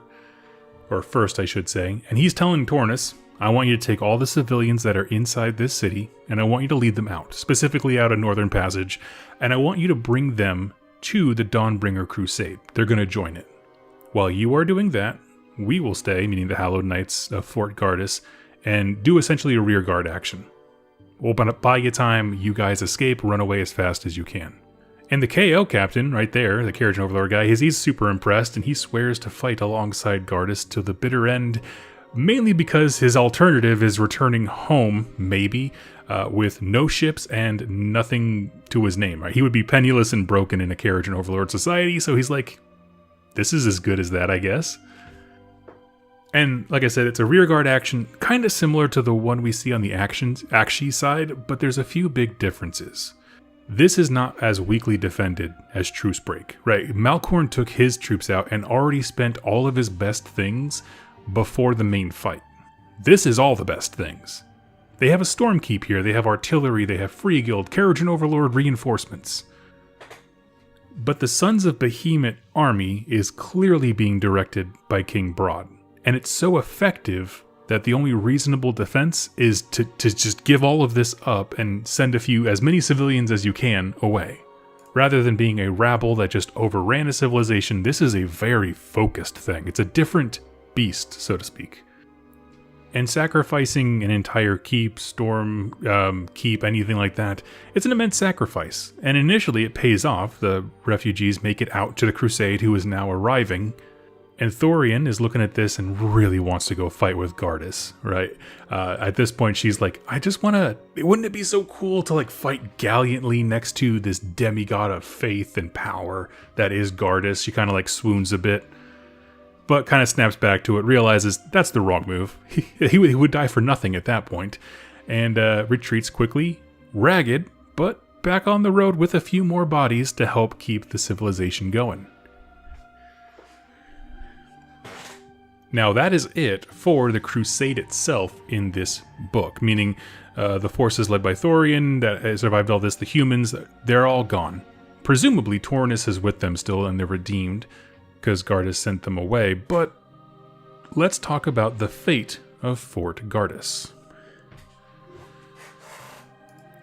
As the main courtyard is kind of being overrun by orcs and gargants are starting to pour in and stuff, essentially Gardas uses himself as bait. He kind of hurls all kinds of insults and charges specifically at Broad, pointing at him and, trying to get him to see, I'm the leader of this army, you're the leader of that army, we should do battle like you and your buddy do when you're playing Warhammer and you just want to throw generals at each other. Because once the people are gone, which they do successfully, that's it. Like, the Doom defense was already served its purpose of saving people, and so he's looking around and thinking, what other kinds of meaningful defeats can we achieve? And I love these stories. I love meaningful defeats because they end up being some of the most epic and heroic things in our history. And it's frankly one that I think Games Workshop is actually really good at writing. If you look at like the Horus Heresy, they have a great one with the Drop Site Massacre. There are survivors of that, but they have to again, they lost, but they're fleeing and trying to survive, and in that there are some epic tales. Well, King Broad sees him, he got his attention, and charges. He swings his big old mace or club thing down into a wall section and devastates it, but Gardas was fast enough to jump out of the way because Gargant's hit on a 4-up, and so he missed. And with their prey in range, the trap that Gardas set is sprung. See, that Carriage and Overlord army that was lining all the walls around here, Immediately, everyone turns, and the little laser sights all fall on King Broad's head. He's got a few headshots from Vigilors, and they just light him up. The entire army is like, we need to take care of Broad, and so everything descends on him. Gardas, after he recovers, takes out his big old great hammer, runs in, and does the epic hero, 2 hands over the head, Valhalla charge, and comes down with the hammer, and lights out for King Broad. He goes down, he collapses into the basilica, where the civilians were hiding just moments ago. And we don't know if he's dead, but he is out for the count for very sure. Sadly, as he's going, though, in his death flails, he's able to kill Gardas. Basically picks him up, and then as he's falling, he gets kind of crushed with King Broad in the basilican crash. And so the scene closes with Gardas Steel Soul dying and his lightning arcing back to Azir, as the very fort that bore his name is wiped off the map. Whew, that was a lot. Okay, let's end this video like we do all of them, talking about why is this cool. Well, I have a lot of thoughts on this one, the Aqshy versus Ghyran Crusade in general. I will say the Ghyran side did not seem quite as harrowing as the Aqshy one. And that could just be because, Thorian is a better general. You don't read about the incidents and attacks that they didn't encounter because the general was just better. Or maybe they'll just get their turn in the next book. I don't know. I felt like this one was a much better representation of a free guild army where Thorian is giving orders out constantly, and the army is reshaping, reforming, new defenses. She's just thinking on the fly. So it feels much more thoughtful than the Aqshy one, which makes sense. They're impetuous by nature, but who knows? As I mentioned before, I'm a sucker for Doom defenses. I loved it in the last story, I love it here. You think of Helm's Deep from Lord of the Rings, Thermopylae from Real History, any of that stuff. Fact or fiction doesn't matter. And one of the things that it's hard to articulate for you guys if you don't read the book yourselves, I know a lot of folks listen to me instead of reading it, the way that the language was in the Aqshy last stand, you will, those guys were defeated before that fight began. Right? There was guilt, shame, exhaustion, all of those things were very, very heavy. Malkorn was a broken man. But here in Fort Gardas, they made the same military maneuver, but they refused to just do that. Right? So looking at this, it's clear that some mind is guiding this hurricane of destruction. They notice King Broad because he started the stomping and has been generally bellowing out orders. And where Truce Break was intended from the start to be nothing more than a speed bump, Gardas decided to be a glass cannon. And the one shot they had effectively cut the head off this snake in terms of taking him out of the warband for that moment. Yeah, it was a loss, but with the guiding force gone, this goes back to being exactly what it is, a wild rabble of orcs and gargants, who are very, very likely to fight against one another. And even if they don't get into a all-out, drag-out brawl, there is going to be a period of time where someone in this group needs to assert dominance and become the warlord. Hornsplitter makes sense because he's the next big guy, but there's a bunch of mega gargants who very much outsize him. And then once they even choose a leader, whether it happens swiftly or slowly, that leader might not go in the same direction as the Crusade. So they have full autonomy at that point to do whatever they want. And if they happen to see something more interesting they want to go fight, they'll go to that. In fact, why not just head for Hammerhal Ghyra? It could be very interesting. And so Gardas' sacrifice was meant to really shatter the momentum of this army. And it was a cool scene. I thought they crushed it. But friends, those are my thoughts on the final bits of the Ghyran Twin-Tailed Crusade. I would love to hear your final thoughts now. I feel like there was a lot more military suffering when it came to the Aqshy side, but the Ghyran one I think is more interesting in terms of what the day-to-day person is experiencing. Their environments that they've had to go through I think are already much more harrowing than the Aqshy one. The swamp with plague bearers and blight kings all around you, the open field with fog so thick you can't see it, claustrophobic forests. It's just a lot of environmental horrors that are kind of hard to articulate. But I'd love to hear your thoughts. Leave them in the comments down below, and to round out this series, or at least the stuff inside this book, I am going to drop a lore video for, is it the Trogoth King? Is it Trog? I'll do a video on him, and that'll pretty much cover everything inside this book rather than missions and stuff like that. So friends, thank you so much for hanging out with me. I really hope you've enjoyed this series. It feels good to be back cranking out content. Feels like the old days. Anyway, go ahead and click subscribe if you haven't already. It would mean the world to me, and I will catch you next time. Happy wargaming.